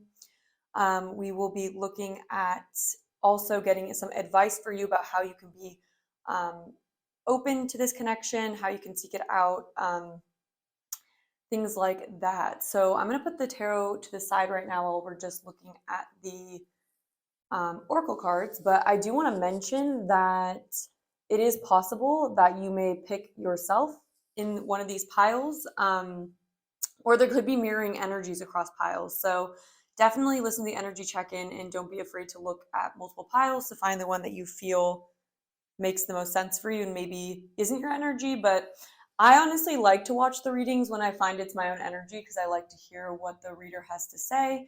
And it does reverse for the extended reading, so it could still be relevant. But we'll get more into the extended later, and we're just going to start with your pre-pulled oracle cards. So I like to start off with the animal tarot. We have the beaver. So, okay, this person, I just got the beaver for the extended reading for pile number 2. Oh, there's a dog barking next door. Hopefully that isn't too loud. But so the beaver, this person, this could be a reflection pile where pile 2 and 3 are the same but reversed. We have endurance. We have the lonely journey of the priestess. We have 6th house routine. Yeah, I definitely think this could be a mirroring pile. So if you're just clicking on this pile, you might want to listen to pile number 2. It might be your energy. It could just be a confirmation for you if you want to check it out. We have engagement ring. Ooh, okay. Higher commitment, eternity, partnership and union, completion. We have blessed. And we also have the 3rd chakra, Archangel Chamuel. Yeah, hopefully I said that right. Right. Let me put that there.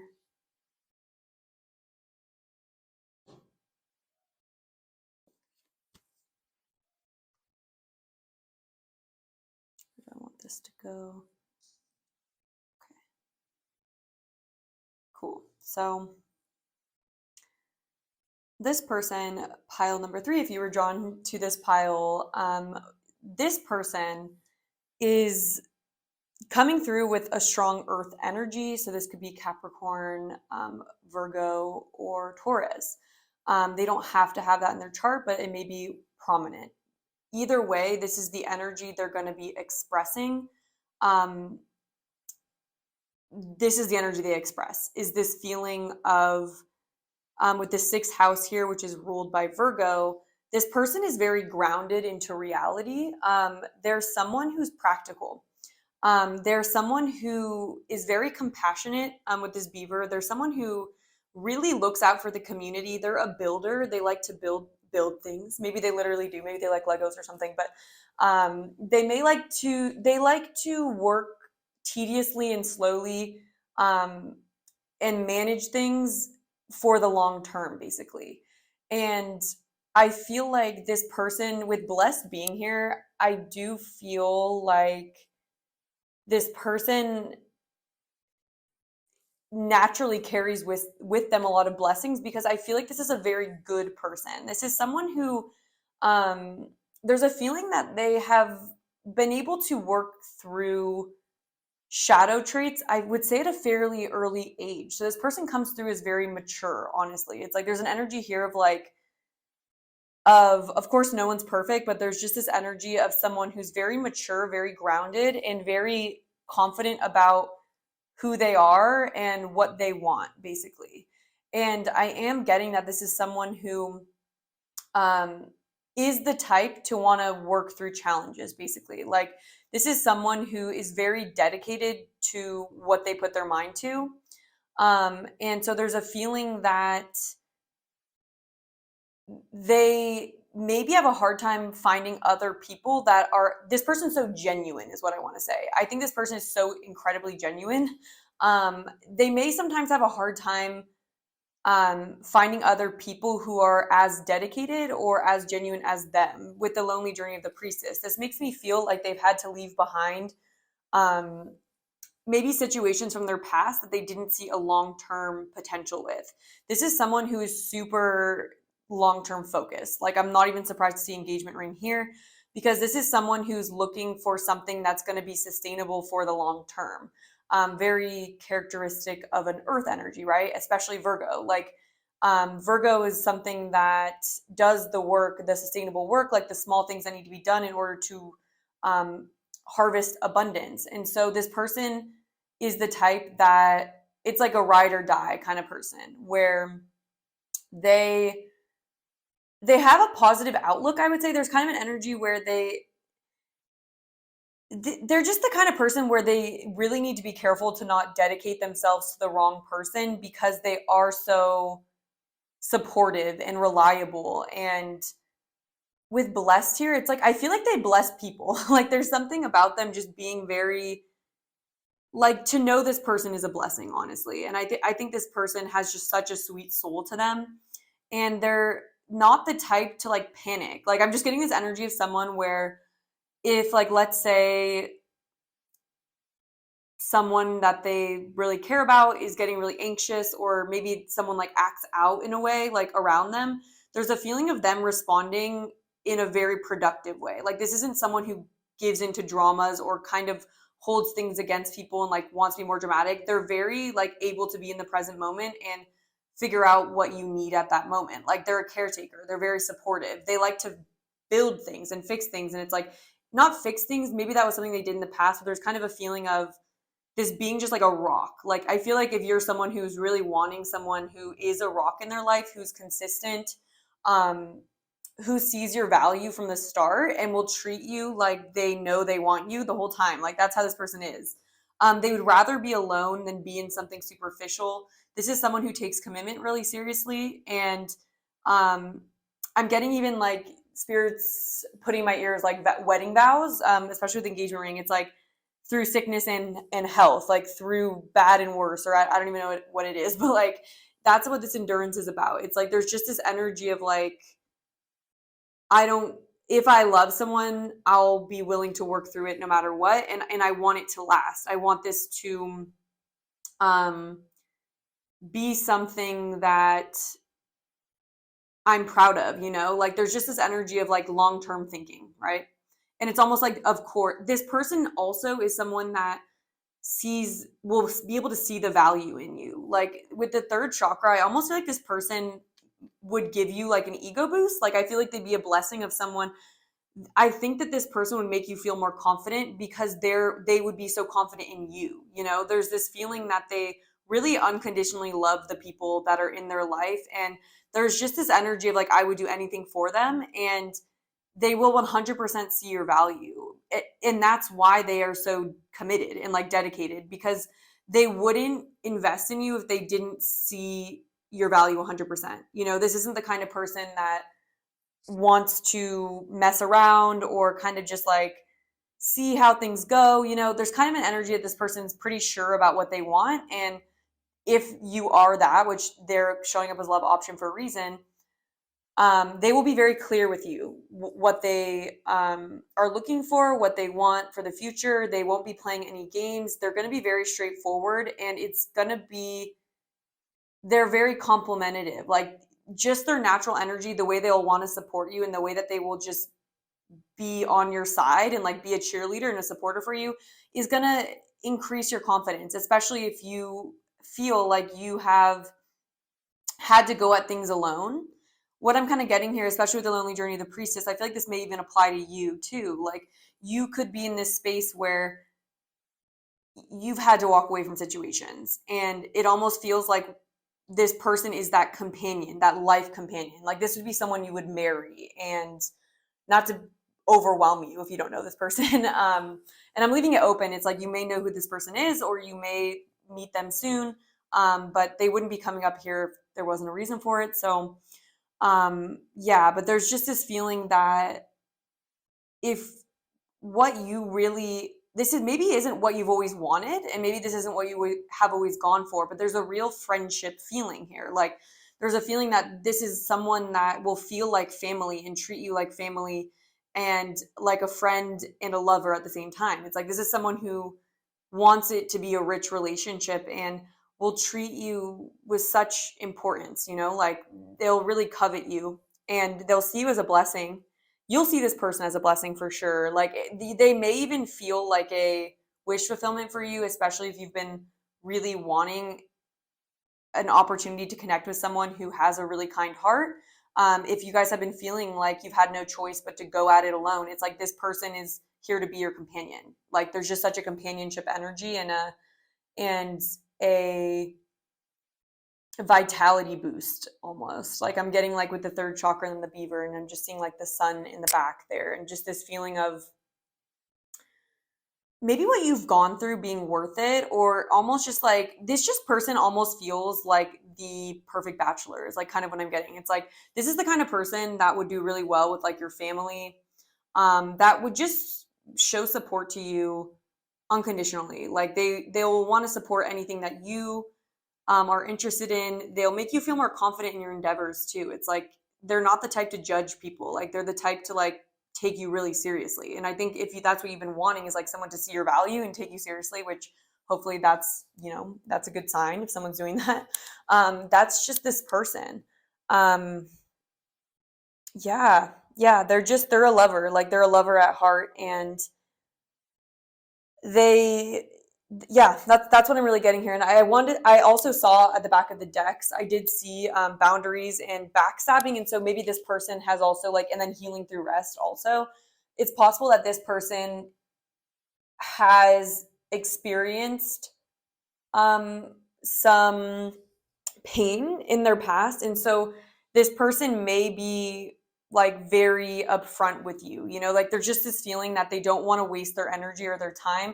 They only want to invest in something that they genuinely believe in, and feel like if they feel like you're flighty, or if they feel like, you know, there's a red flag with you, it's they're not going to like be a people pleaser. It's like they will then withdraw their energy. It's like they will be vetting you in the same way that you hopefully are vetting them. I just want to turn the light up if it's getting a little bit darker. Okay.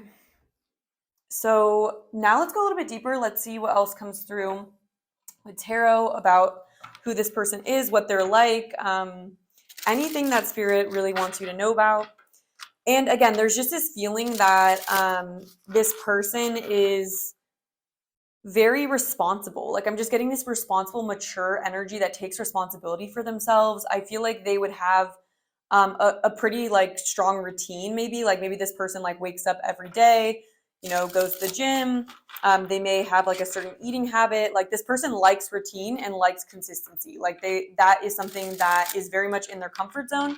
But they're very grounded, you know, and they have sustainability on their mind. That's another thing that's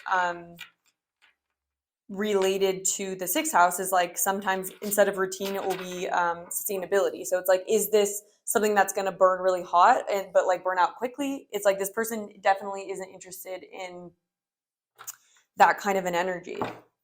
And I think because this person makes certain sacrifices and does work so hard, like they are good at manifesting, and they are blessed. They have good karma is what I'm trying to say. Naturally, I feel, just because of, I'm like getting acts of service, but it's just like this person has an integrity to them. Like they have a lot of integrity. Yeah. And strength with this endurance. It's like they don't give up easily. They're not the type to like waver in their feelings about you. They're very sure and they're very consistent. And that might not be something you're used to, you know? Or if it is, that's even better. All right. So what else can you tell us about this beaver as a love opportunity for those who picked this pile?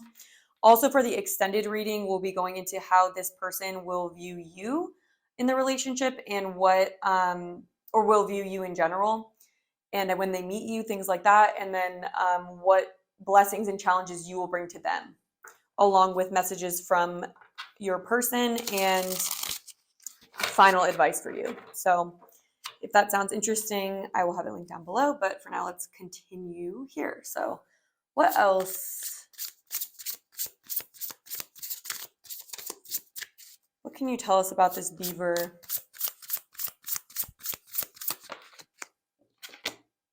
We have the Eight of Swords.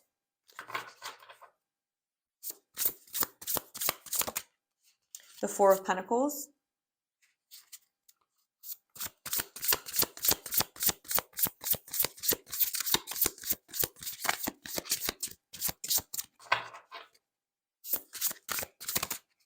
The Emperor.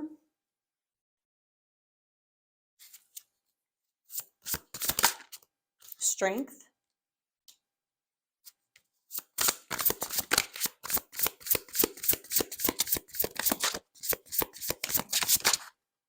The Empress. Ooh, we have the Empress and the Emperor. That's fun. And then the Chariot and the Five of Pentacles. Aw, this is so cute. This is really cute. Oh, the Two of Cups at the back of the deck. Yes. Wow. Okay. So this is just kind of affirming what we've been talking about, but I'll dig into some of the things. So the first thing that is catching my attention is this Empress and the Four of Pentacles. I feel like this person in a relationship would seriously like treasure you in a way that is unmatched maybe throughout your life. Like there's a feeling here that they would covet you as the most important thing, and it's not coming through in a way that's like controlling. Like this person isn't coming through controlling. It's almost like protect you at all costs. Like there's just this very protective energy where it's like they'll just want to know that you're safe and good. It's like they'll have a genuine concern for your well-being that really just comes from their love for you. With the Eight of Swords and the Strength here, I feel like this person with Strength, it's like I feel like they've worked through a lot of their own maybe self what's the word? Or not sacrificing. So the Eight of Swords here can talk about when we feel like we're getting in our heads, you know, and like there's this mental energy where we're holding ourselves back. It's almost like this feeling of this person giving you strength, and it sometimes can be a card where like we don't really feel confident. You know, the Eight of Swords can be this energy where we're worried about what other people are thinking. We feel kind of trapped, you know, and we're just not at our best. And I feel like this Strength energy really contrasts this. And so there's a feeling that they're able to help you understand your own strengths, and they're the type of person to be able to be that rock that can get you out of that will be there for you if you need like a confidence boost, or if you're feeling hurt by someone else. Like there's just this feeling of this unconditional supportive, or like they'll never make you feel bad for needing like some kind words or some support or just some extra love. Like there's this feeling that they will always want you to feel secure, you know, and feel safe. Like there's just this feeling of them helping you feel more in control of yourself, and they'll really support any like anything you're working on when it comes to bettering yourself. There's this feeling of this person being like so supportive of that and really willing to be a part of that process. Like if you want to bounce ideas off of them, they really want, there's just this strong feeling of them wanting you to feel like you're safe and secure and free. And there's just this feeling of like protection and coveting you. Like there's this energy of worshiping you, but it's like I love that the Emperor is here because it just signifies to me that there is this counterpart. This person will be your counterpart, you know? Yeah. And so with Strength here too, this talks about being your highest self and overcoming fears or triggers that maybe take us out of our strength energy. And so I feel like this person is going to help you gain that sense of stability if you've been feeling like you've been doubting yourself in the face of others, or if you get triggered or something, like let's say you start having a panic attack. Like this person is going to literally be like, no, I'm your person. Like I will sit with you. Like don't worry. Like you don't need to feel bad. Like I'm so unconditionally here for you. Like do not worry about it. It's like that. And it's with the Emperor here. It's that protective energy. And there's just this feeling of like with the Chariot and the Emperor, it's like it's that endurance energy. Like this is the kind of person who will be committed. Even with the Five of Pentacles, it's like even if there is something that ever like went wrong in the relationship, they want to get over any hurdles and they really want this to be successful. It's like they're the type of person who wants to see the plan through, you know? And so even if this person maybe, there's a feeling here of, even if maybe they're feeling like, if you guys go through like a short break or something like that, there's just this feeling of like this person always being willing to work past any energy where you guys aren't feeling connected. There's a strong feeling that this person will be very cognizant of any disconnect. Is like you guys will be able to, especially this person, they'll be very aware of you, you know? And if they sense that there's something wrong, or like, you know, like that maybe you're feeling hurt, maybe even by someone else or this relationship, there's just a feeling of not letting negative emotions or states get in the way of the success of the relationship. There's a feeling of, we will always work on it. We can always get past this. You don't have to panic. You don't have to think about the worst case scenario. Like, you're not stuck. You're safe. There's just this feeling of, if you ever get in this mode where you're feeling, I don't know, stuck, or like something triggers you, there's just this feeling of this person like always wanting to have your back and always wanting to be that rock and that force that can make you feel more secure. And they just see you as such an empress. Like, they see you as so beautiful. And they just want to protect you at all costs. Like, yeah. And the Magician, it's like they want this to succeed, you know? And just the most notable thing about this person is how loyal and like unrelenting they are in their love and protection and patience. There's such a patience as well. Yeah, it's like they just want to like protect you. But it's really not coming through in any way that is startling. And we just have so much major arcana. We literally have the Chariot, the Empress, Strength, and the Emperor. And so what that's really telling me is like, this relationship is about you guys being your best selves and letting go of lack mentality and letting go of questioning yourselves. Like, I feel like in this relationship, you're going to help each other move forward out of like a state of loss or a state of pain, you know? Like, there's almost a feeling of, whatever has hurt you in the past and whatever has made you feel stuck or doubt yourself, it's like together you guys are going to be moving out of this like fear mentality and towards a thrive mentality. Yeah. And whereas maybe it's like you guys are just very supportive is what I'm getting. It's like this very supportive energy where each of you will help each other out of that mentality of like, I can't do this, or I'm going to fail, or you know, I'm feeling really down today because I got triggered by this. And like, now I'm kind of just, I don't know, I just don't feel my best today.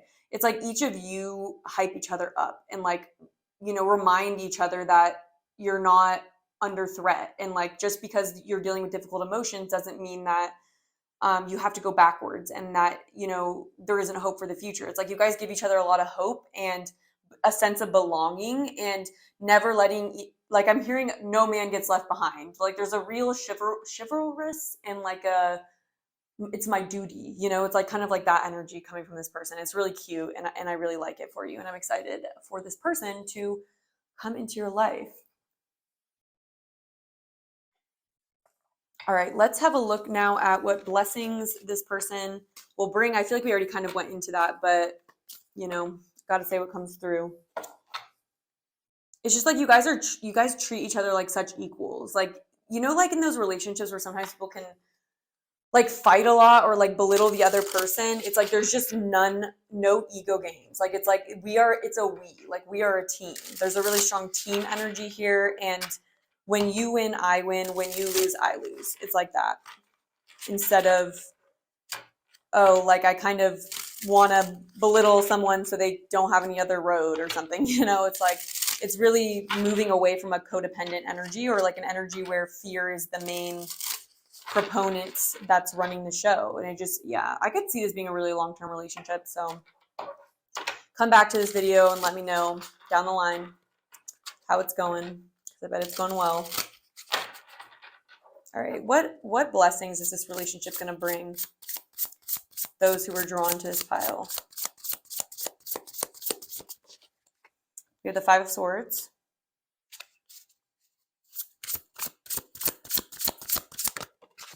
the Nine of Pentacles,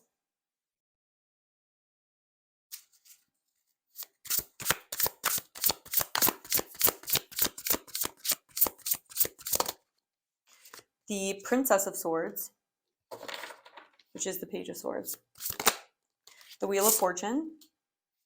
Yeah, I feel like it's like an improvement in your guys' luck. It's like if you guys have been experiencing a lot of, this is exactly the kind of energy that's like I instead of we, you know, like the Five of Swords is this win at all costs energy, like I need to win instead of being kind. And maybe in the past, this is something that was able to really hurt both of you guys, or you especially, is what I'm getting, because this is a blessing for you, is that I feel like if you feel like you've dealt with like relationships in your life, whether romantic or platonic, where people were kind of competing, or like you maybe felt defeated, or you just felt like your confidence was lowered or your sense of independence was lowered because other people around you were not really on your team, there's just a feeling of your luck changing here, you know? Let's see what else. Can we clarify the Nine of Pentacles? The Nine of Swords. And then, okay, and the Six of Pentacles. Beautiful. Okay. And the Hierophant at the back of the deck. Wow. Yeah, and I feel like this relationship, a blessing it's going to bring you with the Hierophant is like this sense of commitment, you know? Like the Hierophant for me can talk about commitment and taking things seriously and having some kind of a structure that follows certain rules and is fair, you know, and it's built for success. And so it feels like in the past, there's a feeling of you having relationships where maybe there was just injustices, or there was just like this lack of commitment or follow through, or a lack of code of conduct. Like that's what I want to say. It feels like this relationship is going to bring you an understanding of how people are allowed to treat you or not. It's like this person's going to help you be in this independent energy, which is beautiful. Like I love that this relationship, if anything, adds to you guys as individuals. Because with the Nine of Pentacles here, it's like, whereas in the past, this Five of Swords energy you would experience maybe would make you feel, have a lot of anxiety, or like, you know, maybe really tear you down and really affect how you're feeling, right? If other people were treating you, or if there were shifts in the way that your relationships went, there's a strong feeling of, through this relationship, what's growing even stronger in you is your standards for a code of conduct in a relationship. And there's a feeling of being much more aware of, through this person, the way that they treat you and the way that you guys communicate and the way you are is such a high level that it like redefines what is acceptable and what isn't. And so there's a feeling of really gaining that sense of respect for yourself and dignity, that is going to help you within other relationships too. It's like there's just this feeling of like, if you're not committed to me and you're not being consistent and like you're not following like a code of conduct that like you create for yourself, it's giving me that quote of like, we teach people how to treat us. It's like you're gonna be learning more about that through this relationship. It's really gonna show you in juxtaposition to your past how mistreated you may have been, and it's almost like you are going to be learning a lot about give and take, you know. It's going to be a really balanced relationship, so it's really teaching you about how to receive and when it's time to receive and when it's time to give, and to not give out of anxiety. That's another thing too, is like maybe when certain people were kind of competing with you or not liking you, or doing something to sabotage you, there's a feeling that maybe you wanted to like give more to that person or something, or like a feeling of maybe wanting to win them over, or not like having that moment of like, wow, you know what, like you're disrespecting me, like I don't need you, you know, like I have my own, I know what I deserve and you're not fitting that. And there's a feeling of this relationship being something that helps you see more of that and helps you be more aware of your relationships. And like it's almost like I'm seeing you like take notes, like not even just from this relationship, but like other ones where you're like, you know what, I'm kind of starting to like see where the balance is within my relationships. And it could be something that isn't just, you know, there could be other relationships that you start assessing, but it's just like you're coming to all of your relationships in a very independent energy, but like willing to give, you know. It's like it's this energy of, I'm not going to sacrifice or my needs for you, you know. If you're going to treat me this way, then you won't be in my life, you know, but I would like to connect, you know, kind of like an energy like that. And you're going to feel like your luck is changing when it comes to relationships. It's like, this is going to be like, why haven't people treated me like this in the past, you know? And it's just going to redefine what kind of relationships you're willing to commit to. And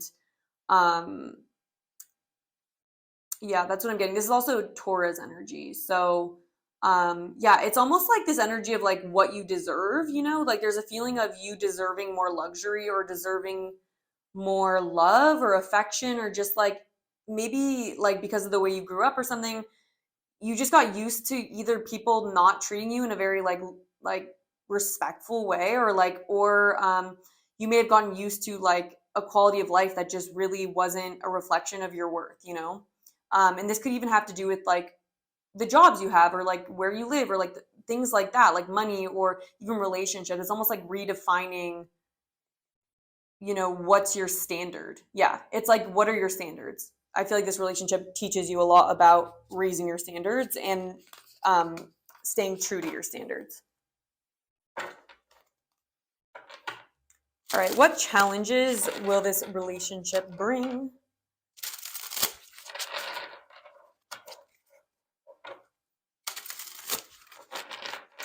And that also is that solar plexus energy too, where it's like we're confident in ourselves and like we don't let other people's reactions or opinions of us sway what we know we're worth and what our confidence level is going to be. You know, I see this person boosting your confidence a lot. What challenges might there be in this connection? We have the sun here in reverse.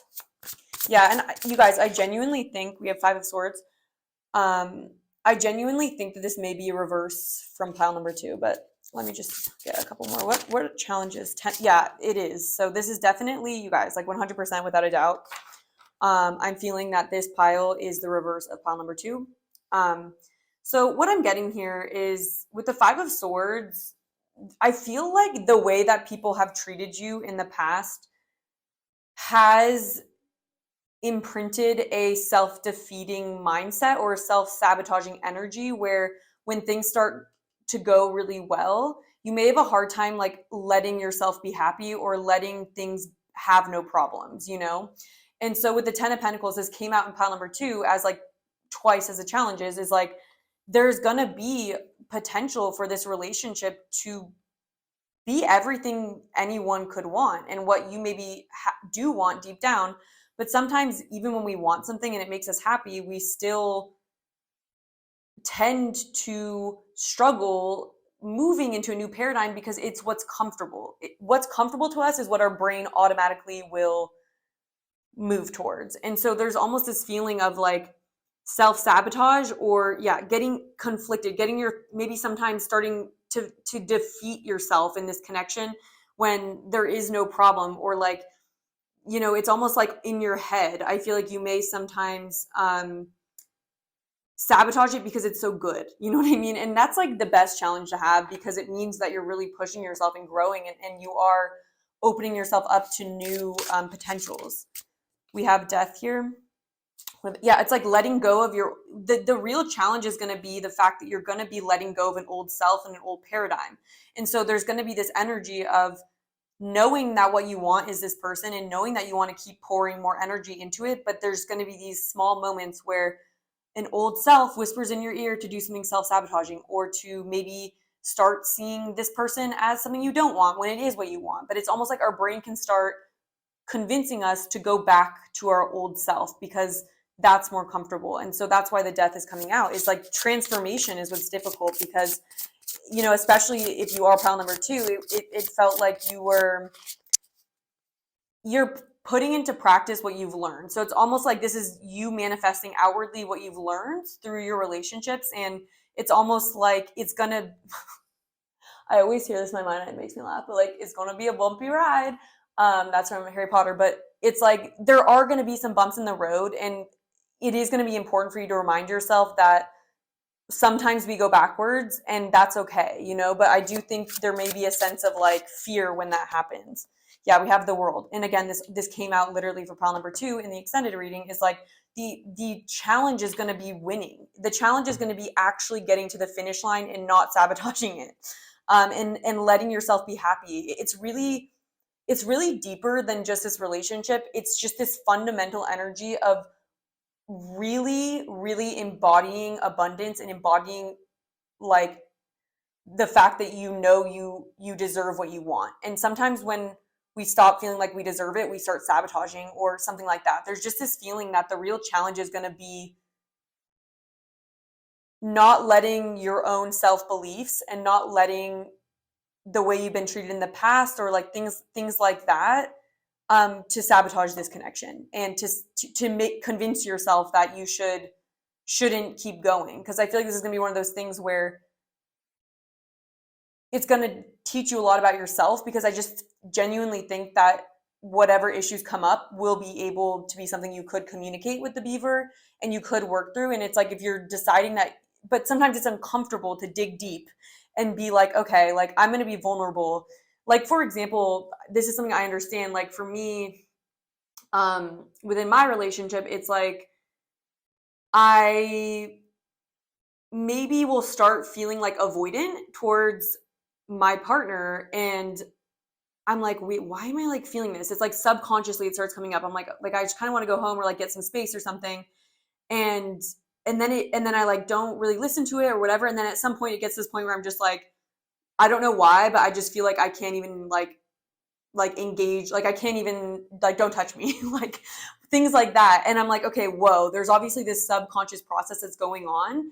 And it's like, because my relationship is something I care about so much, and it is really happy, and it's something, I don't need to go so far about myself, but I just want to give the example. It's like I can feel it self-sabotage, because even though the feelings are real, like those feelings of fear are coming through, what they're getting me to do is to push the person away, right? Like a part of me wants to start pushing them away.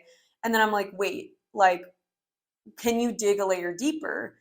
And I'm going to tell you, it's hard to get yourself to go a layer deeper. And the layer deeper was that like I needed to learn how to be continuously explaining my need for my own personal time.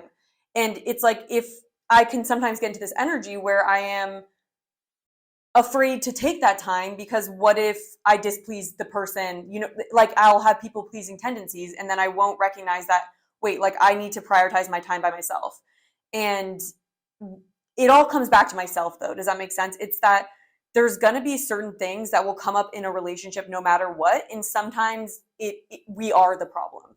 And especially when you're in a really healthy relationship, it's going to be even more triggering, because it's like, you can't even blame it on the relationship. You can't just, and sometimes we'll do it anyways, but there's just this energy of like, that will be the challenge. And I went really deep into that, but hopefully that makes sense. Yeah, we have the King of Pentacles at the back of the deck. What's going to be challenging for you is how much security this person's going to give you, because it's just going to be like, it's going to be different from what you've had in the past. And your brain may subconsciously try to push it away or like find excuses why like this isn't right for you. But like your soul will be like, this is definitely what my heart wants, and I don't want to sabotage it. So let me work harder on myself then. And that's not always the case. And I definitely don't want you to think that like if you're in a relationship, like that you're always the problem. It could be that the other person is. I'm just talking about when it is a relationship where you do have really healthy communication. Your partner's never not wanted to like listen to what your feelings were. They never disregard you, like at that point we have to look at like, wait, why am I so afraid to like say this then, or like communicate? Anyways, let's get into some advice for you now for this connection. Okay, so we have ears wide open, great and full, practice compassion, see things from a fresh perspective. We have physical touch, a tender touch can mean so much. We have happy, and then we also have surrender to your soul's path. Your life's journey has been perfectly designed for your soul's growth. Embrace every lesson in every moment. So what I'm feeling is that Spirit is asking you, this is literally, I'm so like happy. I'm happy to see the happy card, because that's kind of what I'm talking about, right?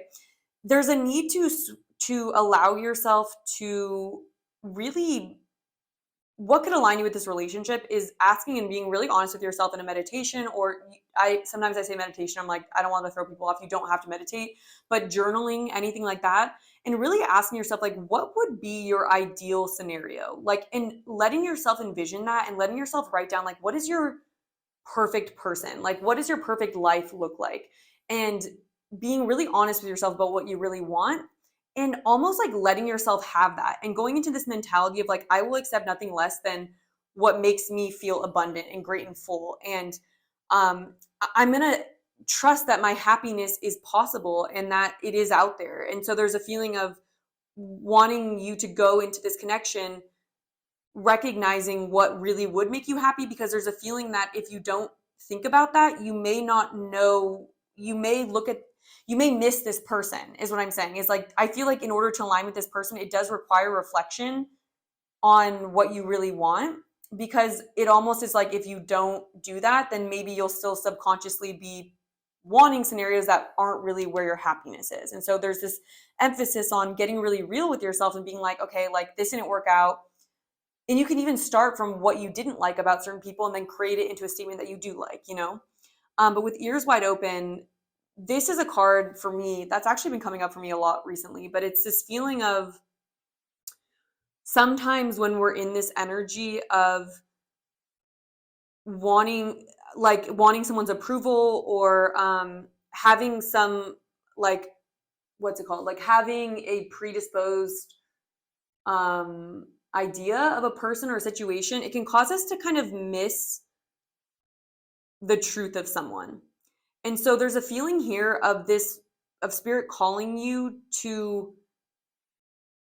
realize that when you meet this person, it's going to be important that you are genuinely looking at them for who they are and you're giving them a clean slate, you know, like that. And then also making sure that the people that haven't served you, that you can kind of see where maybe in the past, like you didn't see certain red flags, or like you didn't really assess them correctly because maybe you wanted their approval, so you couldn't really see them correctly. But anyways, with practice compassion, see things from a fresh perspective, that's what we're talking about, I would say, is like making sure that you don't project onto this person any energy from the past. And then with physical touch, this is kind of random. This could just be this person's love language. So I don't know, like if you go on like a date with this person or something, like maybe give them a hug or something. It literally says to like give people a hug, or it can mean a lot. That you can communicate a lot. Like if you're not as comfortable expressing it through words, like, you know, touching someone's hand or giving someone an endearing touch can be something that goes a long way. I don't know exactly why that came out, but it may just mean that to this person, it could mean a lot. And then surrender to your soul's path. I'm feeling that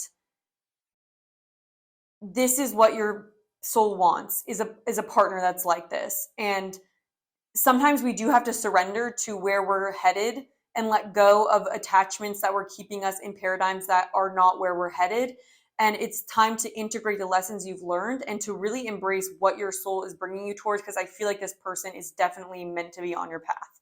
So yeah, and it might require some surrender to that, because it's not always easy to pick what makes us happy. So I hope this has been interesting for you. We're going to take this into the extended now. We're going to be looking at your person and how they're going to view you, and then what blessings and challenges you'll bring to your person, along with messages from them, and then some additional advice. So if you are feeling invested and you want to hear more, that I'll have that link down below. But I appreciate you so much watching this YouTube video. Thank you so much for connecting with me. If it did resonate, it really does support my channel if you can hit the like button.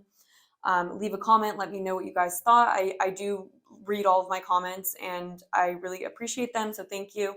And make sure you subscribe so you don't miss the next Pick a Card reading, and I hope to connect with you again sometime soon. Hello, pile number 4. If you chose the clear quartz raw crystal and this tarot deck, I always forget the name of this one. The Tarot of the Divine. This is going to be your reading where we're looking into your potential love interest. So if you're drawn to this pile, we're going to look into who this person is, what blessings and challenges they would bring you in a relationship, and we will also be getting you advice about this connection or love in general. Whatever you really need to hear, I'll leave it open to spirit. So I actually pre-pulled them in the other or in the other groups, but I'll just pull your guidance on the spot. So I'm going to put the tarot to the side for now. We will be using it to go more in depth though. But first we're going to look at who this person is. So we have the Panther. I'm hearing triggered. Volcano. The Snake. anxiety. 8th house, endings and beginnings. We have healer of the ages. We also have a leg up. So, okay, I'm gonna put, where can I put this?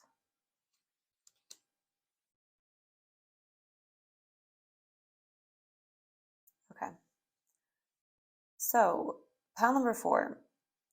What's very clear about this person is they're definitely in a huge state of transformation.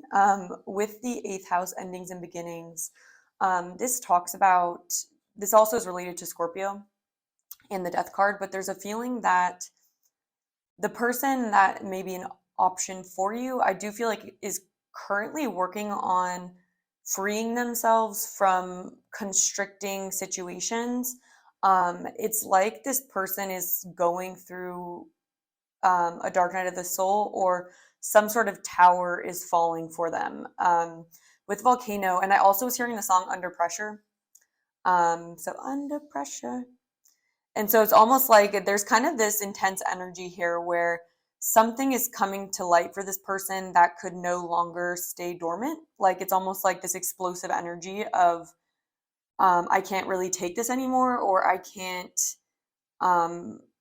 pretend like everything's fine when it's not. And so I feel like this person maybe is dealing with some difficult personalities around them with the snake. It may be that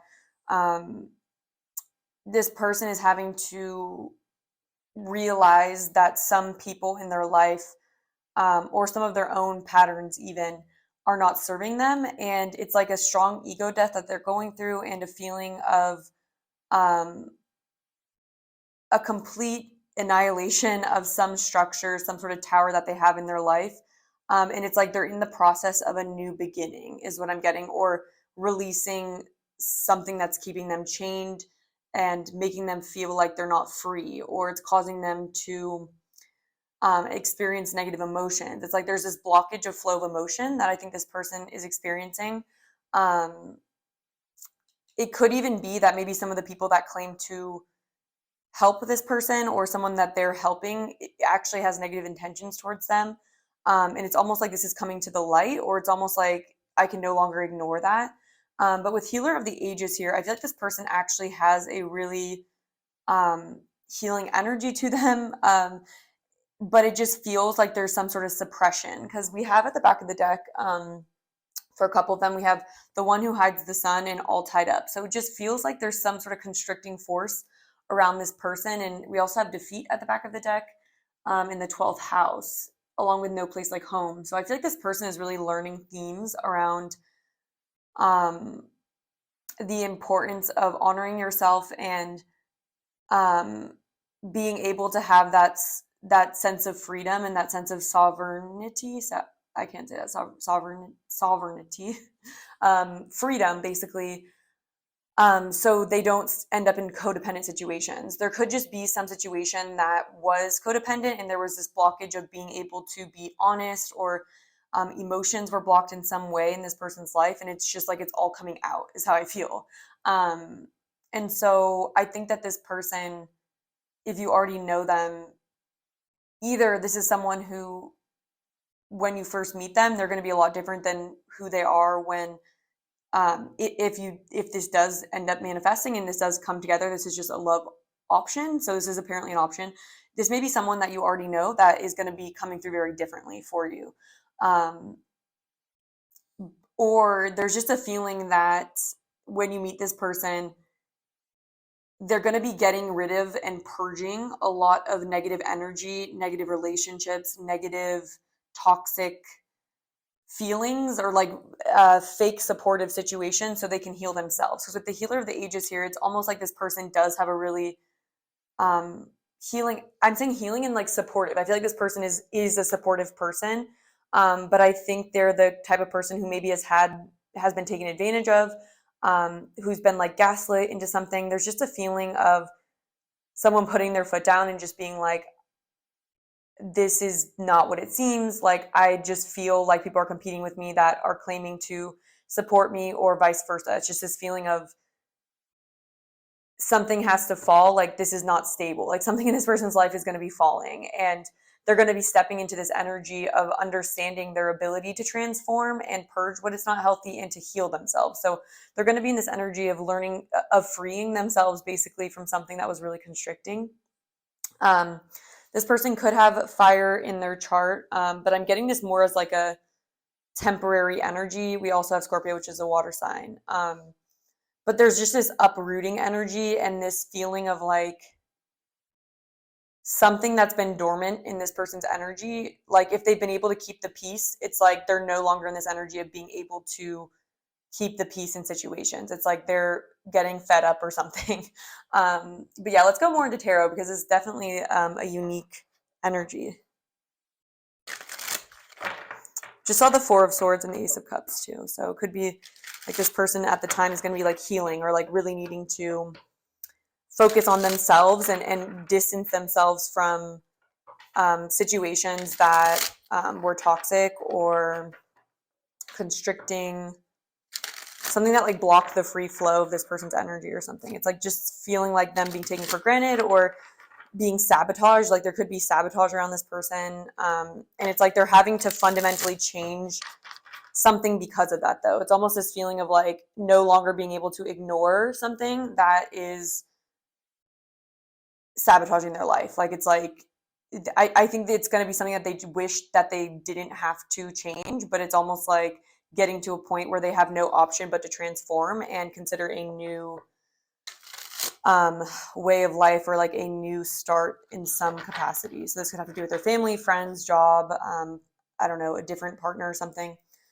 Just someone that's like sabotaging them is just what I'm getting. So let's look. And they may be in this defense. There's a defensive energy here too. So yeah, but let's look more into what is, can you tell us more about this Panther, this fourth option? For those that were drawn to this pile, what can you tell us about this person? Seven of Swords. Yeah, it's like there's some sort of sabotage in this person's life. It's like they're learning lessons around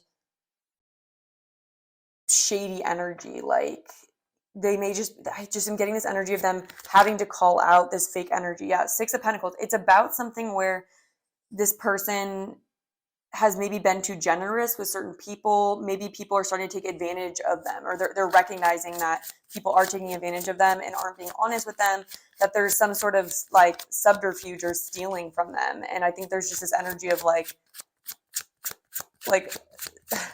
them really redefining what kind of relationships they have in their life and assessing the give and take in relationships, things like that. Let's look another one. We had the Star. Yeah, so it's a time period of healing for them. Healing the give and take in relationships, healing from a painful energy. We have the Queen of Wands here. That could be that snake energy. Like there could just be like this energy around them that was really taking advantage of them or something. We have the Seven of Wands. Yeah, it's like they're starting to defend themselves, right? They're always like saying there's this defensive energy, and it's like maybe this person has some sort of wealth or reason for people to want to sneak around, or like an agenda. Like I'm getting that people have had a lot of agendas around this person, and they're finally kind of learning to like defend their, it's not that they're finally learning it, they're just in this energy of recognizing they can't just be like a charity, like they can't just like give out because people will start to take advantage. And so this person's genuinely feeling like they're healing from being taken advantage of. What else can you tell us about this fourth energy here? Queen of Cups. And then the Fool. Yeah, so I'm getting that there's some sort of new beginning that this person is going to be on when this becomes available as an option. This person is learning how to recognize a really genuine, caring person. Like this person's learning discernment about people. And with the leg up, it's like this person is learning how to not be fooled by a facade or be fooled by confidence in someone. You know, like maybe this person in the past has like let the wrong kinds of people into their garden or let the wrong kinds of people around them. And so this person is really wanting and like hoping for someone who really genuinely cares about them, and where they are safe to kind of go on this new beginning. Yeah, I definitely think, yeah, it's like this person is feeling this renewed, because they're seeing this negative energy that's maybe been constricting them or sabotaging them, they're like very much in this hell no energy. Like, I need to heal this, and I want to attract people that have a really genuinely caring heart, and people that aren't just kind of a facade, or someone who's just like flashy or confident or knows the right things to say to me, you know, to like passion-based situations. Like, it's like this person is learning a lot about like who's genuinely for you and who is using you, you know. And I think that this person is learning a really tough lesson about this, maybe currently or right before this is an option. But yeah, it's just coming through really clear that it's definitely about that like support energy, you know, like, and recognizing with the snake, it's like there's snakes in the garden, you know. There's a feeling of that, and there's a feeling of like this person being in this defensive energy, and no longer letting everyone access their resources and what they have to offer, because they're starting to feel like they've been too lenient, and too unaware. It's like they've been in the dark in a way. All right, let's look at what blessings this person could bring to your life. What blessings could this pile 4 love option bring to those who were drawn to this pile? What blessings are to be had here? Page of Swords.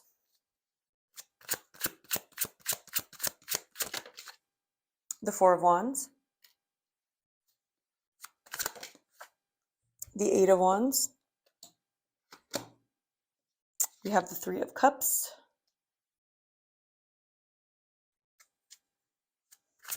Could you clarify the Page of Swords, please? 7 of Pentacles.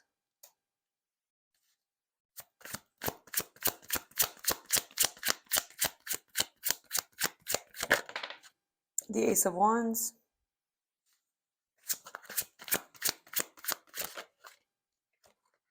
Six of Pentacles. 3 of Cups. Clarify death. Okay. King of Pentacles at the back of the deck. Okay. So one of the first things I'm getting, that a blessing that this person could bring you, I definitely think they could bring you a lot of stability, especially within the material realm. I do think that this person is wealthy, and I think this person is actually very generous, and they will be very generous with you. There's a feeling here of you being able to also learn a lot from this person with the Page of Swords about investments. And so there's a feeling that they could maybe help you in your financial pursuits, or help you optimize your own wealth. It's like this person would want to help you with that, would want to help you see what's worth investing in, what isn't. Like, there'd be a lot to learn. This person would really want to help you, basically. With the Ace of Wands, I think this would be like a passionate new beginning for you. I think that this person would bring a lot of passion to your life, and a lot of excitement. I'm getting like with the 4 of Wands and 3 of Cups, it's like I think you guys would have a lot of fun together. Like, this would be a very exciting connection where it's never dull. Like, there's just energy of things like never being dull, and this renewed sense of, even though there's commitment, there's always celebration and always passion between you guys. And I think that this person, with the 8 of Wands, first off, there's a lot of like I already said that, but there's a lot of passion between you guys, and there's just like this quick movement. It'd be very passionate. It would move pretty quickly, is kind of what I'm getting as well.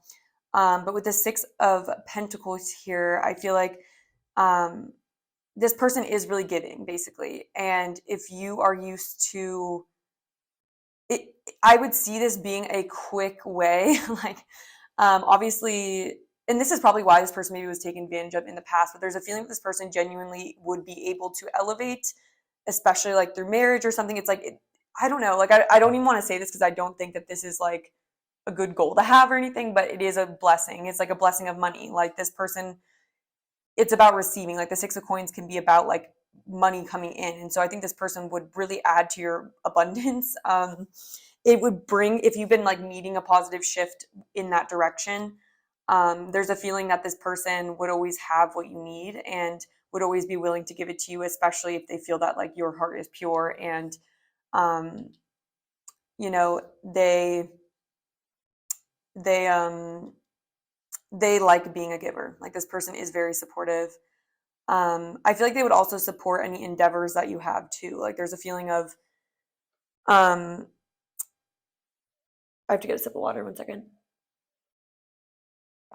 There's a feeling of Seven of Coins of like, if you feel like there's certain situations where you aren't getting very much from it, like, and it's kind of like you've been feeling like for a while you've been waiting to improve in your financial position, there's a feeling of this being like a really quick spark to that, like you'd immediately be receiving. And the Eight of Wands can talk about a positive shift forward. So there's just this feeling of like you guys having a really good time together and having the means to do that.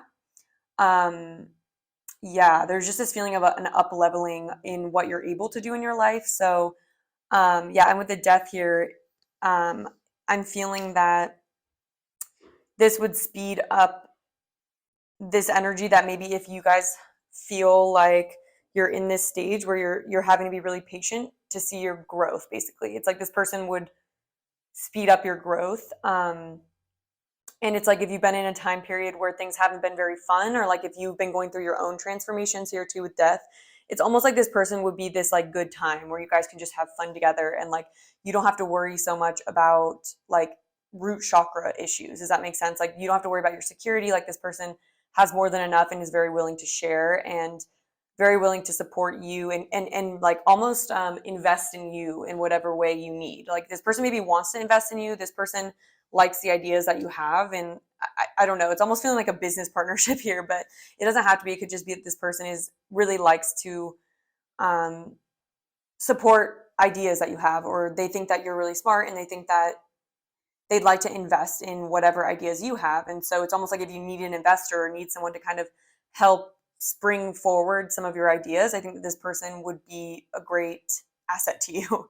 And you guys would just have a lot of fun together. There'd be a lot of celebrations. I feel like you guys would dress up a lot. There's kind of an extravagant feeling too, like this feeling of really indulging in like good food, vacations, travel. Like I'm getting this energy of like being very generous with like, oh, you want to go to like Hawaii? Let's all plan a trip for us. Like, let's go then. That'll be really fun. And it might like feel like you can finally leave behind a certain chapter where you weren't able to have as much fun, or maybe you had to be in this scarcity mindset. It's like this person would really give to you, especially from a financial position. I think that might be this person's love language, is like gifts and things like that. All right, let's see what challenges this relationship would bring you.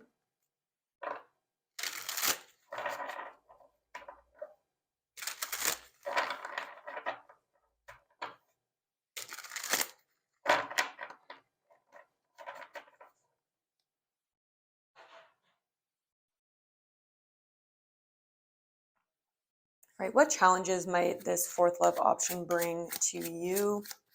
Those that were drawn to this pile. What challenges might there be? We have the King of Swords, Justice,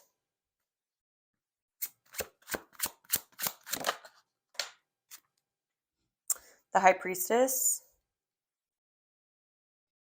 Yeah, I'm already seeing that there's kind of it's kind of laid out perfectly, but this person maybe is very intelligent or has a lot of experience and knowledge, and they may be the kind of person that relies more on their intellect and knowledge rather than intuitive information. And so there may be, with this Justice here, maybe sometimes you might feel like this person isn't being fair, or like isn't honoring both sides of a situation enough. So there would be this energy of that. We have the Knight of Swords. Yeah, it's like jumping to conclusions. This person maybe can be very sure of themselves and maybe not given a fair chance to other people's ideas or things that kind of go against theirs. And I could see that being frustrating. Yeah, we have the Ten of Swords here. Okay, let me get one more.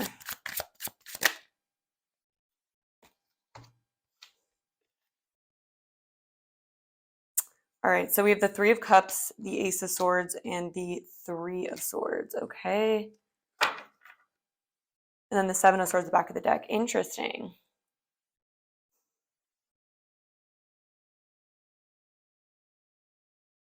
So I'm kind of getting like maybe this person, this is unfortunate, but honestly, a challenge that I am seeing here is like this person may be so stubborn sometimes when something, like when they feel like they're right or something like that, or like when they feel like they aren't very good, like maybe sometimes at conflict management. And maybe sometimes this person could kind of, I don't know, I hope they wouldn't triangulate you, but there's just this feeling of like the Seven of Swords at the back of the deck and then the aces. I'm going to put these here. It's almost like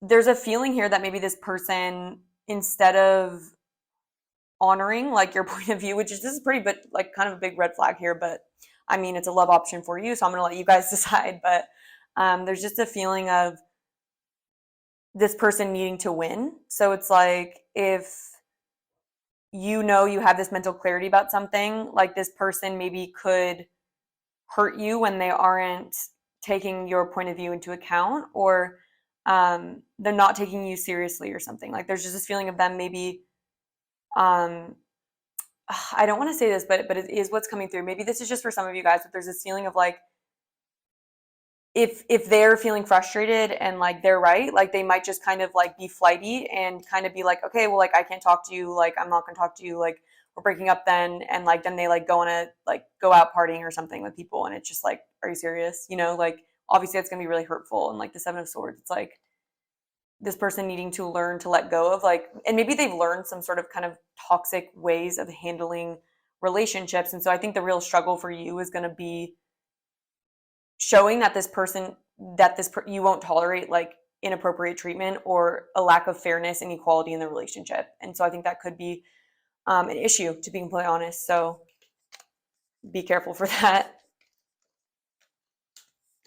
There's just a stubbornness, you know, like, or a feeling of like maybe just thinking that it's almost like when they can't be validated or when they're going to be challenged, you know, with the Seven of Swords, they may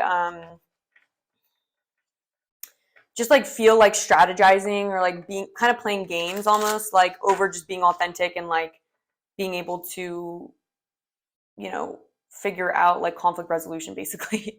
Yeah, so I think sometimes this person has an issue with that. I definitely don't think this person would be coming up as a love option if there wasn't a way to handle it. But there is a feeling almost of like maybe this person has been treated in a way, and this would not make it okay. But there's a feeling of this person needing to relearn that not everyone's going to be out to get them. They don't have to have such intense defense mechanisms, or if they do, if they can be softer, like they're not going to get taken advantage of. There's almost just this feeling of like this person getting defensive easily when their authority is challenged. And it's like this person needing to learn that just because someone has a different viewpoint doesn't mean that they're like trying to undermine them or attack them or hurt them in any way. It's like just kind of a lesson that I think this person's learning, that I think probably when we do the extended reading, by the way, which is going to be looking at how this person's going to view you, what blessings and challenges you'll bring this person, and messages from this person. So if you're feeling like this is really resonating, you might want to check it out. I'll have it down below. But we'll kind of look. I do feel like one of the challenges that like this person's going to experience is like, I feel like you're not going to be allowing them to be like that. And so there's this feeling of them having to either level up, you know. I think you push this person to grow, especially like in their maturity within relationships. And I think that this person will have a lot of love for you, but I just think sometimes they can get in this stubborn energy where they're feeling attacked, you know, or they're feeling like hurt by something, and they may have a hard time with emotional regulation or something. And so like the way they handle their emotions maybe is like just by being like end all be all, you know, like then we're not together, which is obvious. Yeah, it is pretty toxic. But yeah, I mean, I feel like this person would be in your life for a reason. So I'm just going to tell you guys what I'm seeing and not think about it too much. But I'm going to get you guys some advice now. See what comes through. What love advice will we have for those who are drawn to pile number 4? What do they most need to hear about this connection or in general in regards to love?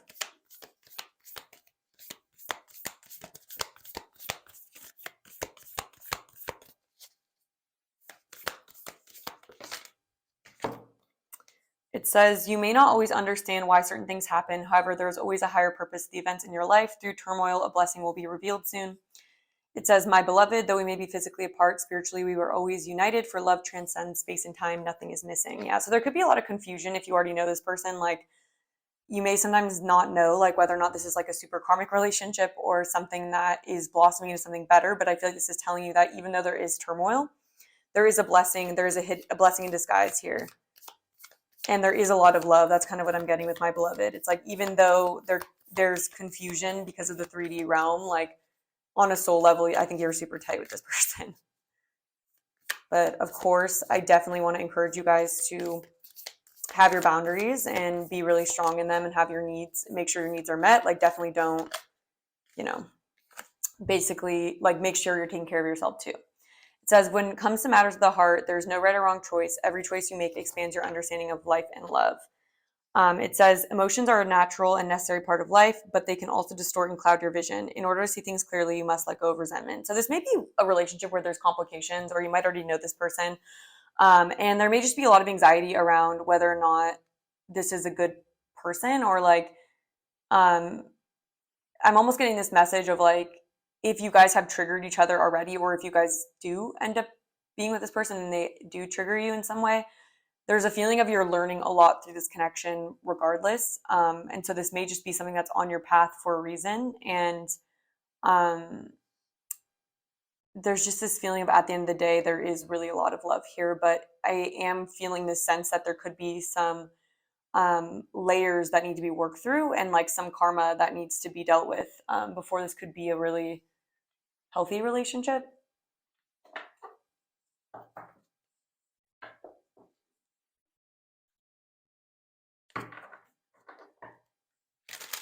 What advice do we have for pile number 4? Those that were drawn to pile number 4. What they most need to know. Inspiration and courage. Transformation and change. Yeah. So there's a feeling here of, and then learn from life at the back of the deck. Yeah. Again, there's this strong feeling that you're learning a lot of lessons through this connection regardless. And you are growing a lot. And there's almost this energy of like your spirit guides wanting you to know that transformation and change is possible. And just because maybe the connection was a certain way at one point, or maybe it will be at one point, doesn't mean that you guys aren't capable of transformation with the 8th house here. It's like, this is supposed to be a very transformational relationship, and you're meant to learn a lot. And it does take a lot of courage and renewed sense of inspiration in order to walk this path. There's a feeling of this relationship or this path not being the easiest one, but being one where you would learn a lot, like your soul would learn a lot. Yeah.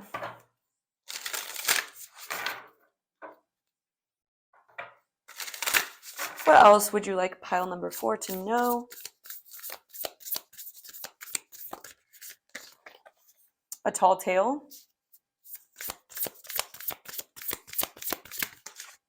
Beyond the ordinary. And then beautiful uncaging. Wish upon a star. So what I'm getting here, honestly, I don't know. For some of you guys, this may be a love opportunity that is more karmic in nature. So I mean, I didn't necessarily tell Spirit that I only wanted ones that were like not going to be challenging. I just think that there could be some issues around masking and deception in this relationship. And I feel like this relationship is really teaching you about how to see things truly and how to not doubt yourself and to see clearly, see the situation clearly. And yeah, this could be someone you're already involved with, or someone that you need clarity on or something. But there's a feeling with the tall tale that not everything is always as it seems. And sometimes people, there's almost a message here of like them wanting you to know that maybe sometimes this person can make you question yourself because they are feeling insecure. And so I think sometimes this person may put up this masking energy when they're feeling hurt, and it's something that your spirit guides want you to know. Yeah, and I think with Beyond the Ordinary too, I feel like this is a connection that definitely is not going to be clear on face value. There's almost this feeling of like there being a lot of misunderstanding or illusion, or at face value might be like, this is been like sent from the devil or something, but it's like almost like on a higher level, this really is something that is unlocking more potential for you. And it's not, this just Jeff definitely isn't the easiest relationship, but it's one that is helping you see things at a higher view and not doubt yourself and see things clearly. I think that this person is improving your discernment, especially too. So there is also this energy of making sure that you have discernment about this person, and that it's okay. It makes sense to have hope about this connection because there's this energy of things could transform and change. But also it's important that you see like a mask or a bluff where it is, and you don't take that personally, because that could be something that would make this more painful almost. So I don't know, it's kind of interesting. You guys have to let me know down below like what you guys feel about this pile. You guys are welcome to choose another pile as well. I did notice that for a lot of the piles, it felt like there was like mirrored energies. Like I felt like 2 and 3 were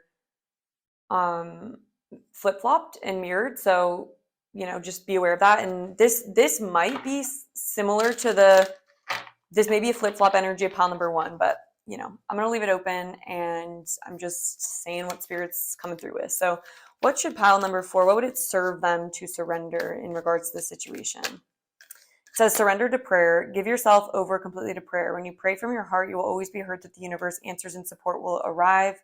So yeah, there's this feeling of like having hope and like knowing that you're supported here.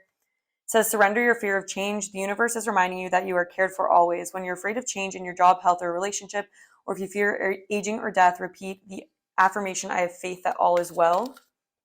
And then surrender to the magic of who you are. We all have magic in us, even in the mundane aspects of life. That's that beyond the ordinary energy too. Remember that you are a magical being with uniqueness and worth that comes from just being you. So your spirit guides want to hype you up and tell you that you are elevating somehow. You will elevate, or you are elevating through this love option, and you're meant to learn more about honoring yourself and feeling confident about yourself and feeling confident about your own empowerment. Like I feel like you're learning a lot about your own empowerment through this, which is beautiful. So I'm going to get one last Whispers of Love Oracle card to see what comes through. I'm not sure how long I've been filming. 33 minutes. Okay. Not too long. I know some of my readings have been getting pretty long. So if we get one last piece of advice before we go into the extended reading for pile number 4.